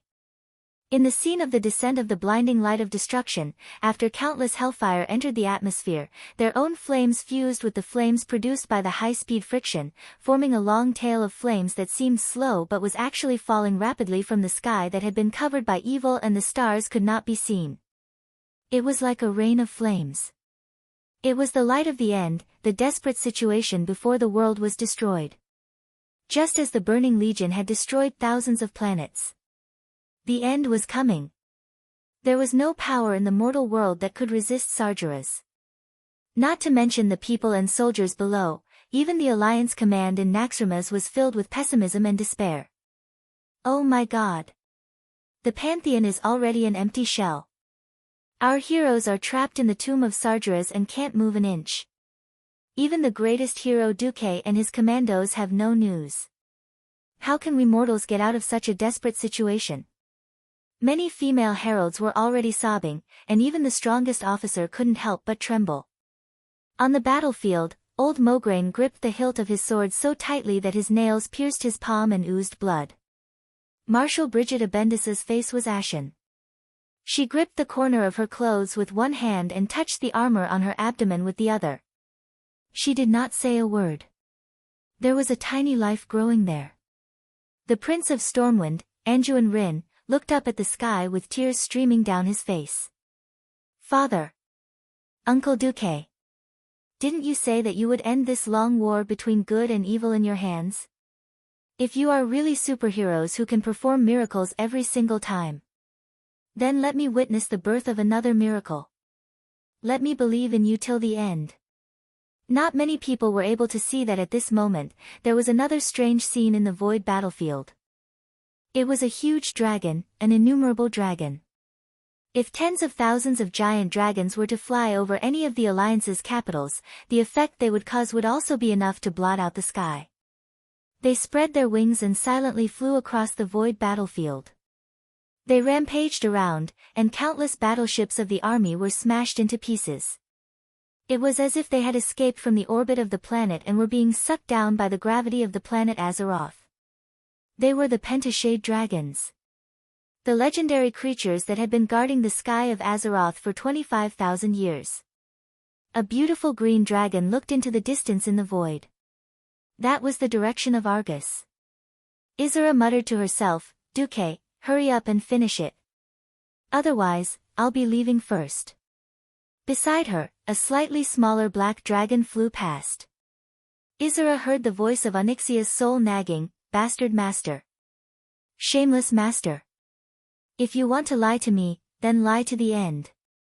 I'm a great villain, but in order to survive, I didn't hesitate to become your mount. Don't let me be the last one to die. Then why don't I join the Burning Legion earlier? Although she was complaining, she did not slow down at all as she flew towards her target. It was not just them. In the snow-covered dragonbone waste of Northrend, the death dragons that had slept for countless years stood up and crawled out of the tomb that was supposed to be their eternal resting place. They raised their heads towards the sky and let out a silent cry. Countless death dragons used the shadow energy to give them the ability to fly and rushed into the sky, surging towards the dragon's rest shrine. Because there was a giant portal on the surface of the planet that led directly to the void battlefield. The third-generation Lich King of this era, once the strongest Holy Knight Uther, was riding on the largest bone dragon. He led the bone dragon army and flew side by side with the live dragons from the dragon's rest shrine. Even if they were facing a super-huge fallen titan that could not be matched by mortal power, he would still lead the charge. Mere dragons, no matter how many there were, could not be a match for a true titan. However, the group of dragons swept past the void battlefield and flew towards the direction of Sargeras' head without hesitation. On the other side of the planet's orbit, the huge Izeron fortress moved its orbit for the first time since the day it was built. In the huge and spacious command center, only the wizards who had become spirits were busy operating the fortress. In the commander's seat, Archmage Khadgar, who had a difficult life and should have become the planet's guardian, was smiling. As the core of the magic net and the disciple of the astral wizard Medivh, he had the ability to let his spirit escape to another planet in the universe. But here, he was born an Azeroth man, and he would die an Azeroth ghost. That's right. Even if he was walking towards destruction, there would still be a final warrior in this world. In the tomb of Sargeras, Jaden regretted it. Because after a short pause, all the Guardians, God of the Wilderness, and Alliance heroes once again attacked him. Why? You bunch of idiots. You're all facing despair and destruction. Why don't you beg for mercy? Kneel. All of you kneel. Lord Sargeras and I are magnanimous. As long as you pledge loyalty to the Burning Legion, you can continue to live. Of course, Jaden had thought of protecting himself. Otherwise, he wouldn't have wanted to run in the first place. However, he, who had never failed in the past 25,000 years, had repeatedly hit a wall in Azeroth in a short 36 years. All kinds of conspiracies had failed, and even his most trusted assistants, the Eridar Gemini, had defected to that hateful Duke Marcus. The continuous failures had caused his mind to become morbid and twisted. He was too eager to see these enemies who had once given him failure and frustration kneel at his feet. It was this obsession that destroyed his last chance of survival. He did not run away immediately, which gave Odin the opportunity to throw a powerful spear of light, which shattered his portal. Chapter 2081. No. You can't do this. Do you think you will have a good ending after destroying Master Sargera's most powerful servant? Kill, Jaden screamed crazily as he waved his claws and cast one powerful evil spell after another. Unfortunately, it was useless. Woo, son, look at your dad's heroic dash. Wolf God Goldring was the first to fearlessly pounce on Kill, Jaden's wings. Bullsh *T. I don't have a father like you. My father is Lang Rin. William didn't back down at all. His anger as a warrior exploded, allowing him to leap 50 meters into the air. When he reached the highest point, he held his two swords upside down and slashed at Kill, Jaden's red wings from top to bottom. Ah! Kill, Jaden roared. Kill, Jaden waved his evil claws, trying to beat up these two annoying guys. Who knew that the powerful Frost Guardian Hodier didn't want to talk to him, and threw a turtle god Tortola at him. The large turtle's shell felt like a large slipper, and it smashed onto Kill, Jaden's face, causing his nose to bleed on the spot. Just as the egg was trying to get rid of the big turtle pressing on his face, the bear monster brother Yusak rushed over and hugged his two legs tightly. Yes, he really hugged his legs. Of course, while hugging him, he used his sharp teeth to bite the demon's hooves. Ah! In a panic, Kill, Jaden saw Odin's holy light sword and Turim's thunder hammer coming at him. He had no choice but to activate an evil shield to strengthen his arms and take the two attacks head-on. The price he paid was that his torso was wide open, and his legs involuntarily knelt under the super-heavy pressure. Off you go. Gavin Rad, who had been with Duke for too long and had learned the Heavenly Dynasty accent, activated the new wind sword and sent the huge crystal dwarf, Magni Bronzebeard, flying like a cannonball towards Kill, Jaden's face, which had just gotten rid of Tortola. The egg brother was also a fierce person. Seeing that he couldn't dodge or defend, he bit Magni's shoes. If it were any other hero, they would probably have been chicken-flavored, crunchy, on the spot. Magni was a demigod of the earth. His crystalline body was extremely hard. On the spot, it became tasteless, and the teeth were broken. The egg broke two of its fangs on the spot. Woo woo woo. This was only the beginning, not the end. The Draenei hero Malad swung the Holy Paladin artifact, Hand of Silver, towards Kill, Jaden's neck. The egg was terrified, so it didn't care about anything else. It tilted its head and used one of its whiskers that looked like Ding Ding to block the attack. Unexpectedly, one after another came.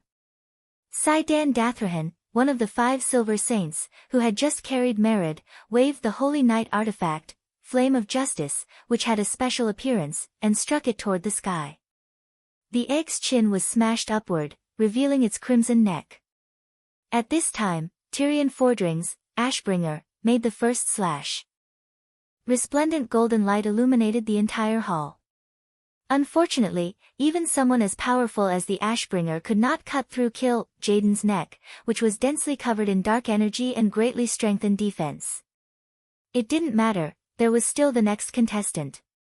Turalian waved the Quell Zerum, inherited from Anduin Lothar, the #1 warrior of Azeroth, and slashed with all his strength.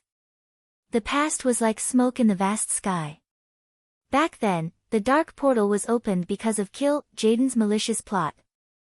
In the Elven Forest, a brave warrior held up the Quell Zerum, and said, "No," to the invaders. 36 years had passed, and the old warrior who once held this peerless artifact had passed away many years ago. The next master of his holy sword, who had inherited his will, stood in front of this schemer and waved the last sword that symbolized resistance. This was more like a cycle of karma. Where there is a cause, there is an effect. Where there is a beginning, there is an end.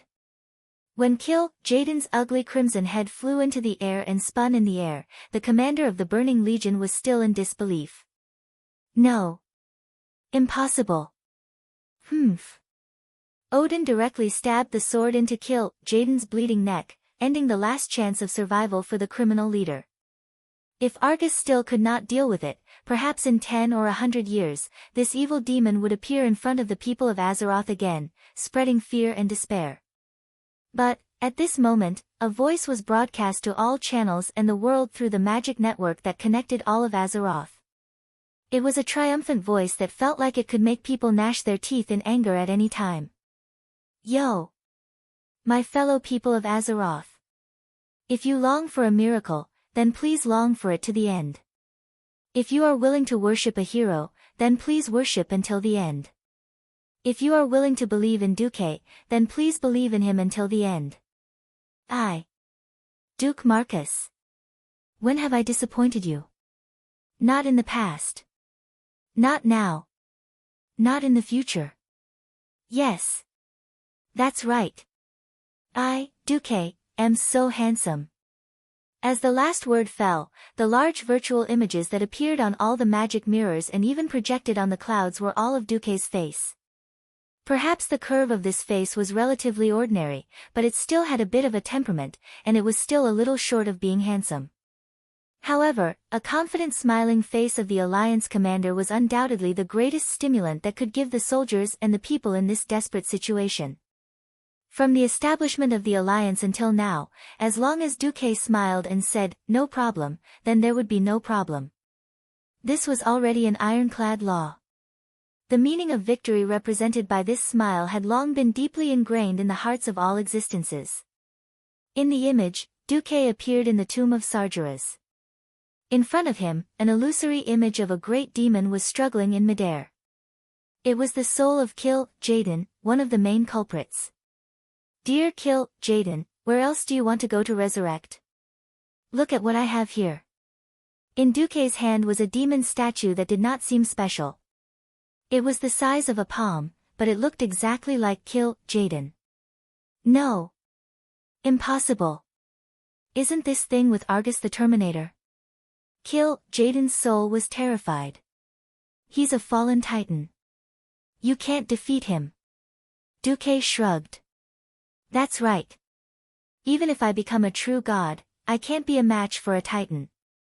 If the titans of the Pantheon lend me their power, that's another matter. Argus the Terminator was, after all, a flawed titan whose power had been castrated. With the help of the veteran titans led by Amon Thul, destroying him was just a matter of a snap of the fingers. Only a titan could deal with a titan. This sentence seemed to be correct until this moment. Jaden was afraid. He was terrified. Although his boss, President Sargeras, was above this planet, distant water could not put out a nearby fire. If Duque wanted to destroy him, all he had to do was crush the statue that contained his soul core. As if talking to himself, Duque smiled and said, "You don't want to be destroyed? Sure. You can try begging me. Maybe I'll be merciful and accept your surrender like I accepted the Eridar Gemini." Wait, Duque, you can't let him go. The group of guardians was anxious. On the contrary, a group of mortal heroes had malicious expressions on their faces as they waited to watch the show. Jaden knew that it was probably a trap, and he knew that the other party was most likely teasing him. However, his shameless desire to live erupted. The egg's twisted soul cried. I beg you, Master Duque. It sounds quite nice. Unfortunately, my ears aren't very good. It's probably because Argus has too much dust and it's blocking my ears. Duque made a gesture of picking his ears. With that, there was a cracking sound. The dignified commander of the Burning Legion, Jaden, fell into endless darkness. His consciousness was completely annihilated, and he disappeared from this universe forever. Chapter 2082. Kill, Jaden was dead. This was a small ending, not the final destination. That huge figure across the sky was still a hurdle that the entire planet couldn't cross. No one knew how to deal with a real titan. In the sky, every warrior who was ready to fight to the death stopped and looked at Duque, the superhero who had miraculously killed his way into the enemy's lair, pulled out Kill, Jaden's soul core, and killed the egg. Everyone wanted to see what other tricks Duque, who was famous for having countless backups, had. As expected, Duke took out another soul sculpture from his bosom. Duque looked up at the sky and waved the thing that was the same as Sargera's. Yo, Sargera's, what do you think? As soon as the provocative words fell, a cluster of huge light cannons fell from space. Unparalleled power, incomparably precise control of power. The entire roof of Sargera's tomb was blasted away and turned into dust, but on Duque's floor, neither the guardians nor the mortal heroes were hurt. The huge green flaming eye blinked in the sky, and an earth-shattering voice, like a death sentence from above the 9 heavens, spread to the mortal world. Even if you destroy my soul core, I won't die. Because I'm a titan. Sargeras didn't attack immediately, proving that he was still cautious. Duque curled his lips. But if you destroy it, you'll be hurt too. Yes. If you dare to do that, I'll really destroy planet Azeroth. Well, it sounded like a kidnapper had kidnapped a hostage. In order to prevent the vicious kidnapper surnamed Du from killing the hostage, the negotiator Sargeras finally softened his tone a little. Hee. Duque showed an expression of caring for the mentally retarded. Let me think, you'll probably promise that as long as I return your soul core, you won't step foot on Azeroth for 10,000 years, right? You can even recruit me to be the new commander of the Burning Legion and lead billions of demons? Sargeras was speechless. He was really going to say that. Don't joke around. Don't try to fool me with a lie that even you don't believe. Humph. Mr. Saw's cold snort affected the clouds in the sky, creating a Titan-style storm. Although Duque had secretly ordered all the warships to evacuate the moment he returned, many warships were still consumed by the storm and crashed. Sargeras said coldly, since you have no intention of negotiating, what are you waiting for? Destroy the soul core. I'm in a daze, of course, because... Duque deliberately kept her in suspense. Billions of people around the world held their breaths in the live broadcast as they listened to the words that would decide the fate of the entire planet Azeroth. Who knew that Duque wouldn't F** King continue? A mortal who had ascended to godhood, and a near-invincible ultimate existence in the universe, were looking at each other across the distance between heaven and earth. 10 seconds, 20 seconds, half a minute. Finally, someone couldn't hold it in any longer and gasped for air. Sargeras's 2 sky-wide flaming eyes stared at Duque. In the end, he was startled by something else. You lied to me.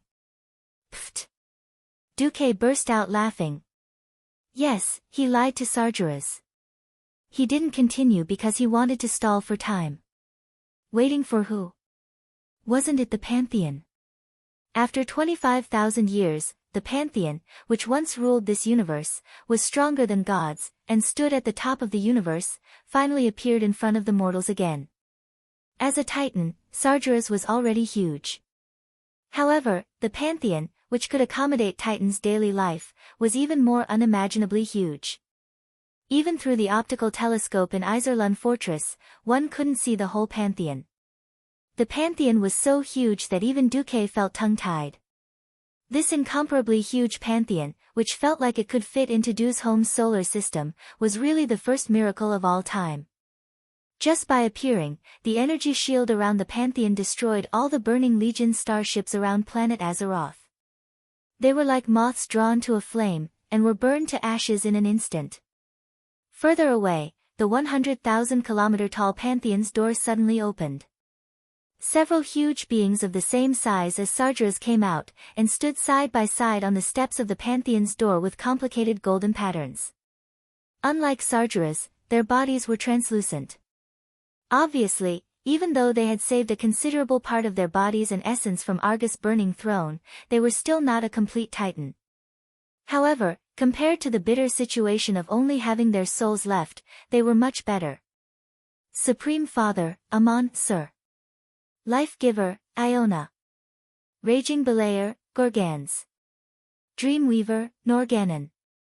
Sculptor, Kaz, Garoth. Avenger, Agrama.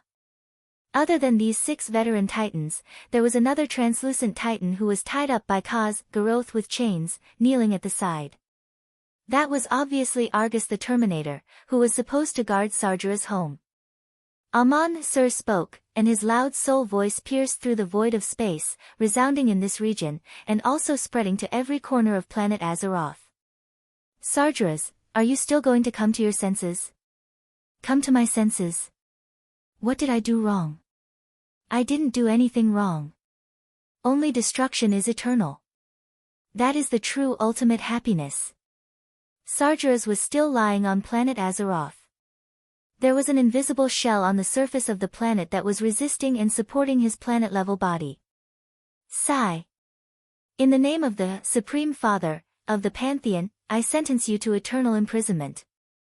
With that, Amon Sur's gaze transcended space and Sargera's head in front of him, and landed on a spot. Duque knew that Amon Sur was looking at him. In the name of the Covenant of Eternity, Duque's lips parted slightly. As if they were murmuring, all the Titans of the Pantheon, including Amon Sur, were chanting the same sentence, in the name of the Covenant of Eternity.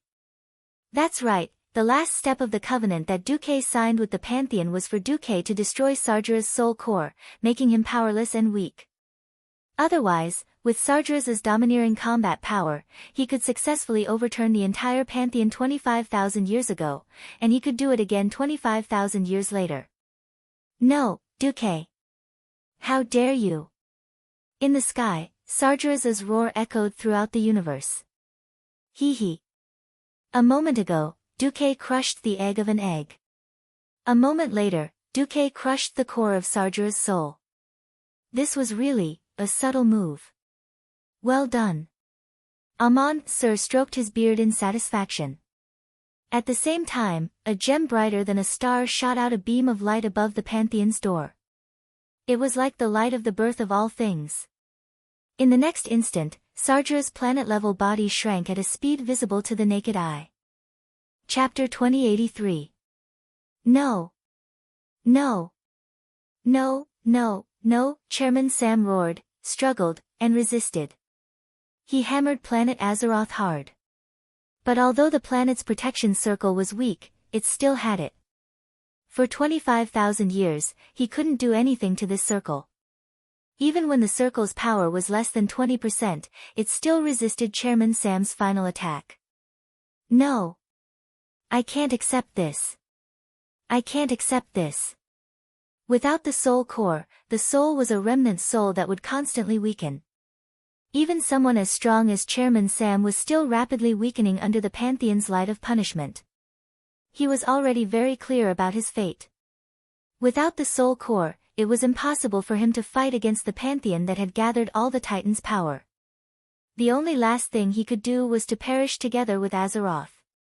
If he couldn't get this planet that he had been spying on for 25,000 years, other existences shouldn't even think about getting it. Clamping the circle on the planet's outer shell, Sargeras raised his Titan artifact sword high. At this moment, Duque's shadow suddenly appeared above the void battlefield. The size of the shadow was not the least bit inferior to Sargeras. Duque let out an earth-shattering yell, Azeroth, what are you still worried about? Give me the power, or we'll all be buried with Sargeras. The entire planet suddenly trembled violently. It was truly an earthquake in the truest sense of the word. That was the star soul's instinct to protect itself. It was also her last hesitation. Finally, it seemed to let out a sigh. The whole planet began to change. On the continent, the ocean, the sky, every life, every existence, whether it was a living thing or a seemingly inorganic dead thing, this time, not only the 4 elements, but all existences opened their souls to the huge Duque shadow in the void. Thousands. Hundreds of millions. billions of billions. Countless existences poured their unknown mysterious energy into the Duque avatar in the sky. In the blink of an eye, Duque's huge avatar became solid. This was like a new titan named Duke Marcus appearing in the void. On the Pantheon side, Amon-Sur was stunned for a moment before he smiled bitterly. He finally knew how the cunning mortal Duque had guaranteed the eternal covenant between the Azeroth creatures and the Pantheon. On the other side, Duque's materialized incarnation held the 20,000-kilometer-long Atish in his left hand and the 10,000-kilometer-long Song of Light and Shadow in his right hand. F***CKU, Sargeras. Clang. That was a parry in the nick of time. Atish, which looked weak and like wood, had actually used its supreme spatial power to forcibly parry Shaman's sword that was aimed at Azeroth. In the next moment, Song of Light and Shadow stabbed into Sargeras's chest while he was still in a daze. In the end, the fallen titan had fallen under the sword of a mortal. No, it should be said that a hero who had once been immortal. No. No. No, no, no, Sargeras shouted, flailing and struggling. He tried to use his dark powers to resist. But the radiant holy sword in his chest was the cruelest shackle. Every time he used some power, there would be a flash of golden light, and his power would be scattered again. Under the gaze of billions of creatures in the mortal world, the existence of despair that covered the entire planet rapidly shrank, captured by the holy light of the Pantheon, unable to resist. As it shrank, it flew towards the Pantheon. At that moment, an interstellar portal opened behind Duque. Led by Queen Sylvia and Tyrande, the harem ladies filed out and stood behind Duque. Apart from them, there was also Illidan. Duque smiled at everyone. I have some work to do, so I need to go to the Pantheon. It's fine, I'll be back soon. All the elites nodded with the same excitement. At that moment, Tyrande realized that Illidan was actually following Duque. She could not help but gasp. Illidan, you, the wind-like Illidan curled his lips. I've been waiting for this day ever since the moment I decided to rely on Sargeras for the burning invasion 10,000 years ago. I've said that I would protect you and the Night Elves in my own way. Now, I'm just doing what I want to do. Tyrande wanted to say something, but after a long while, she could not utter a single word to dissuade him. You bastard, you've been acting on your own since you were young. Illidan did not care at all. It was clear that he was saying, I am me, a different great man. When Illidan was about to leave, a slender figure suddenly appeared beside him, Maev Shadowsong. What do you want? Illidan had a natural hostility towards this paranoid woman who had imprisoned and tortured him for 10,000 years. I was wrong. Maev knelt on one knee and bowed deeply to Illidan. The truth was out. Illidan was a great man worthy of being called a great hero of the Night Elves. This was tantamount to Maev hating Illidan for 10,000 years being a huge mistake. Maev was ashamed. If it was the young Illidan, he would probably be angry and punish Maev severely. But now, he had already seen through everything. I forgive you. You, really forgive me? 2 streams of tears flowed down Maev's face from under her mask. Yes. I forgive you. From the first day I made this decision, I did not ask for the understanding of any of my brethren.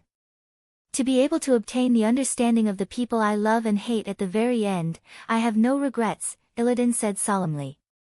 You have to take care, Tyrande finally said. Yes, I will. Maev seemed to have realized what Illidan wanted to do. I'll go with you. This is what I'm best at. Illidan was stunned for a long time. In the end, he accepted the woman who had been with him for the second longest time, the woman he had hated so much, to stand behind him. Duque smiled and led the 2 elves through the door.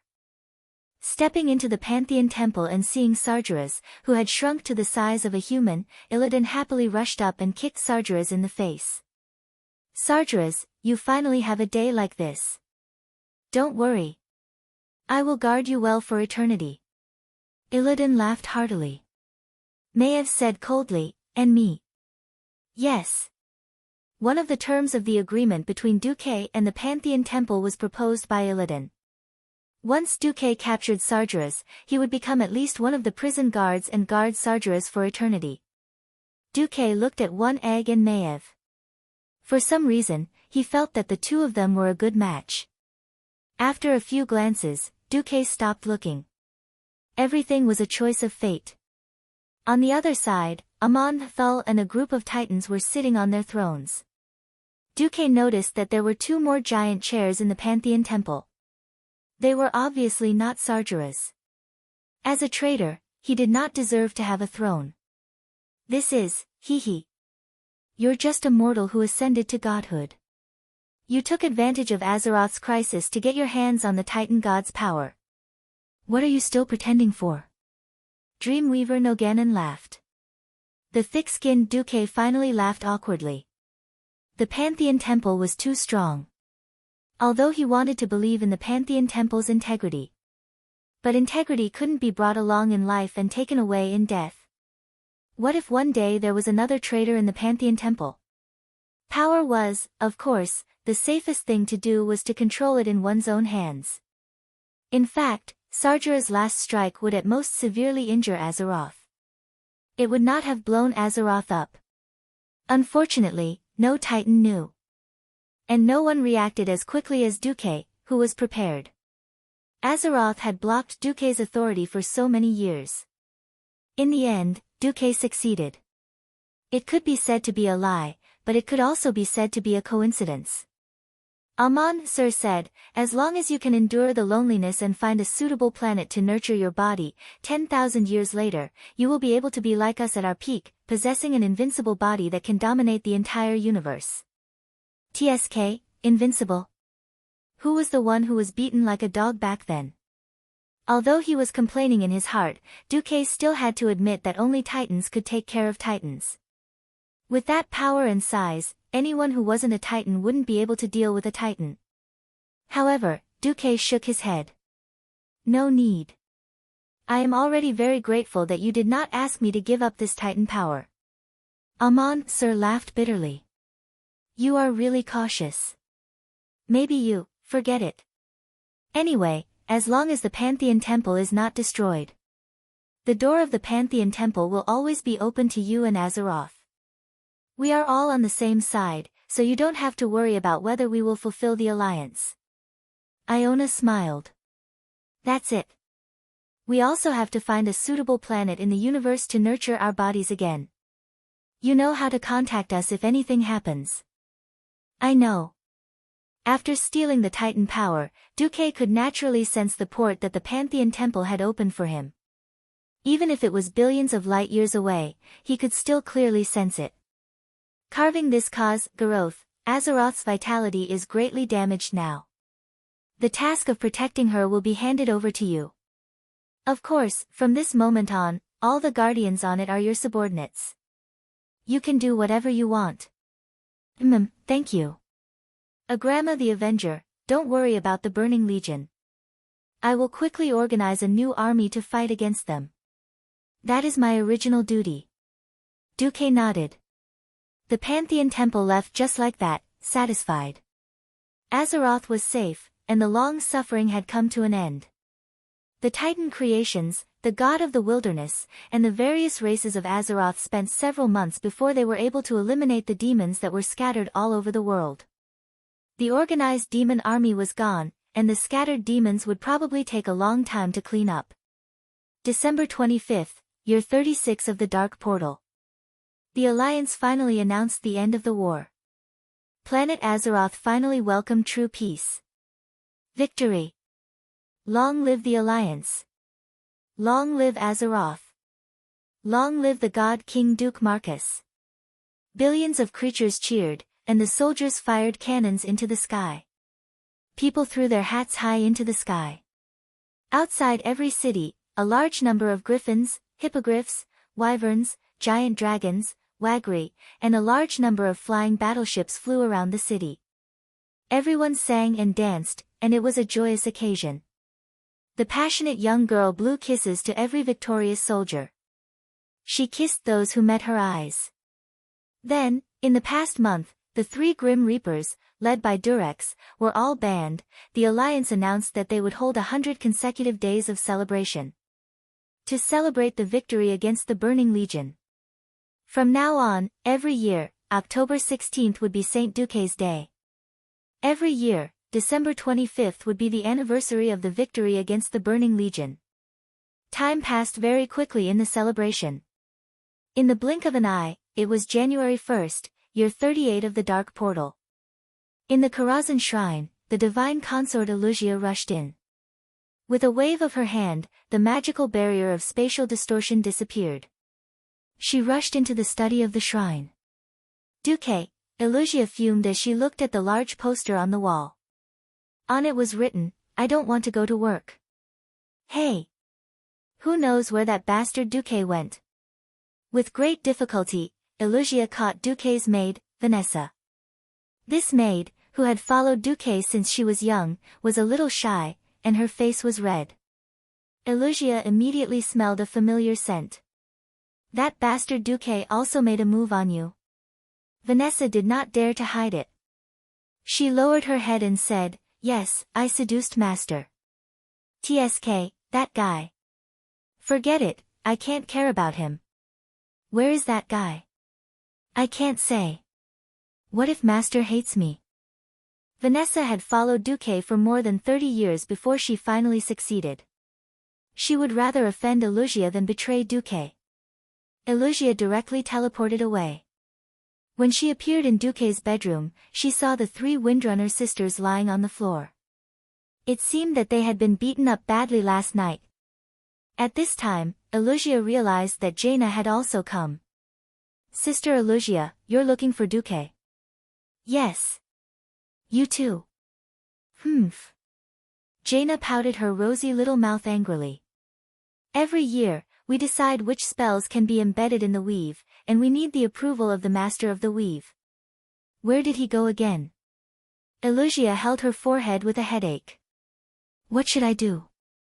"That guy can be anywhere in this world."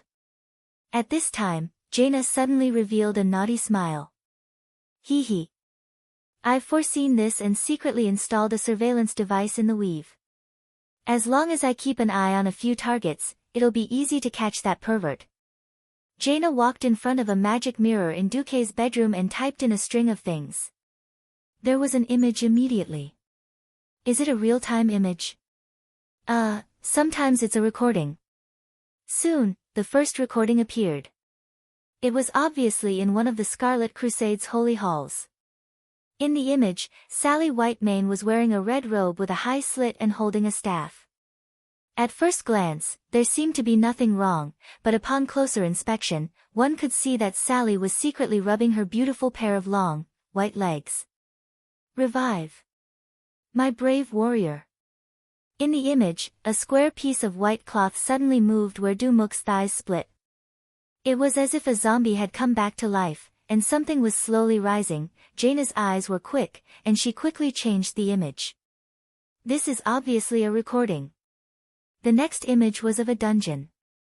A tall female elf was tied up tightly by some kind of tortoise shell. She cried and begged for Vashti's mercy. This time, it was Elucia's turn. Ever since Vashti caught her former master, Queen Azhara, who was hiding in the dark and plotting all kinds of subversive activities, she had changed the queen's skin color from the bluish-green unique to the high elves to white. Then Duque would occasionally go to the dungeon to interrogate the queen and get her to answer questions. The next image was of the adoptive mother and daughter, Tyrande and Chandris, who were hugging each other and sleeping. Next to them was the holy light duo, Hoof and Kalia. Looking at the traces, it was obvious that the murderer with the surname Du had already escaped. The last image was of a snowflake in the mirror.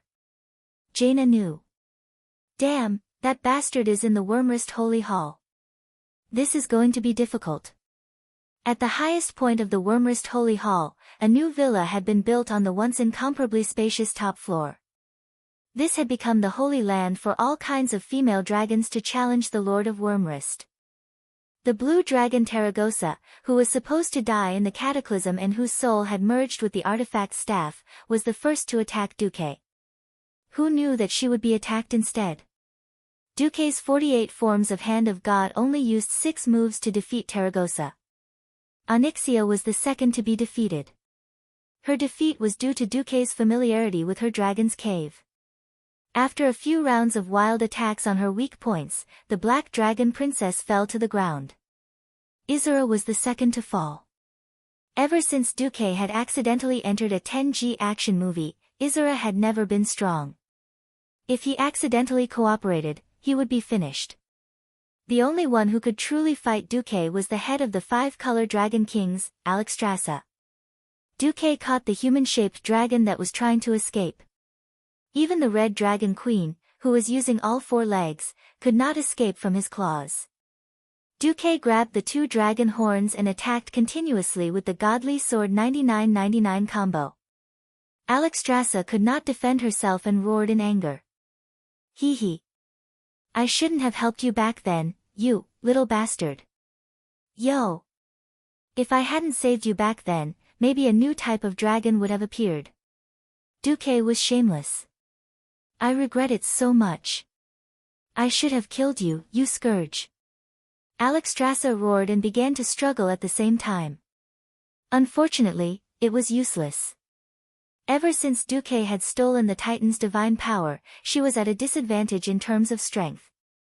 No matter if Duque wanted to break her armor or crush her, she could not resist. Perhaps this was what it meant to be shy and happy. After taking down 4 dragons in one go, Duque felt refreshed. He teleported back to a secret room in Karazhan. The Eridar twins, who had been waiting for a while, helped Duque take a bath. At the same time, after tidying up his appearance, Duque prepared to go for his last date of the night. It was a beautiful human woman with a very Japanese charm. She spun around in front of Duque, showing off her graceful body. How is it? Just like how you imagine Sensei Mitsuru to be. Duque rested his chin on his hand. Not bad. After a battle, she gave Duque this evaluation. Well, it hurts too much. I wonder, if Sargeras stabbed me with a sword, would it hurt as much? Duque said, trust me, you'll be crippled even if you don't die. That day, Duque was still caught by Jaina. Even though the system genie was working at full capacity to help him with official business, he was still busy for a full 12 hours. I protest. I complain. I want human rights. I want an 8-hour workday. Bullshit, you're not even human. You Titan, if you have the ability to torment your sisters every day, don't you have time to work? Queen Sylvie grabbed Duque's ear. She had completely lost the arrogance and reluctance she had during the melee last night. The divine light in Duque's eyes transcended space and fell on every part of Karazhan, which had become a temple. The girls of the Night faction were practicing archery. Kalia, Sally, and Imriel, who believed in the Holy Light, were discussing how to write a new Holy Light doctrine. Onyxia was instigating more little female dragons to play Dragon Cave exploration with Duque. On the surface, the women in the harem all had their own things to do, but in fact, Duque knew that everyone was a little bored and looking for something to do to pass the time.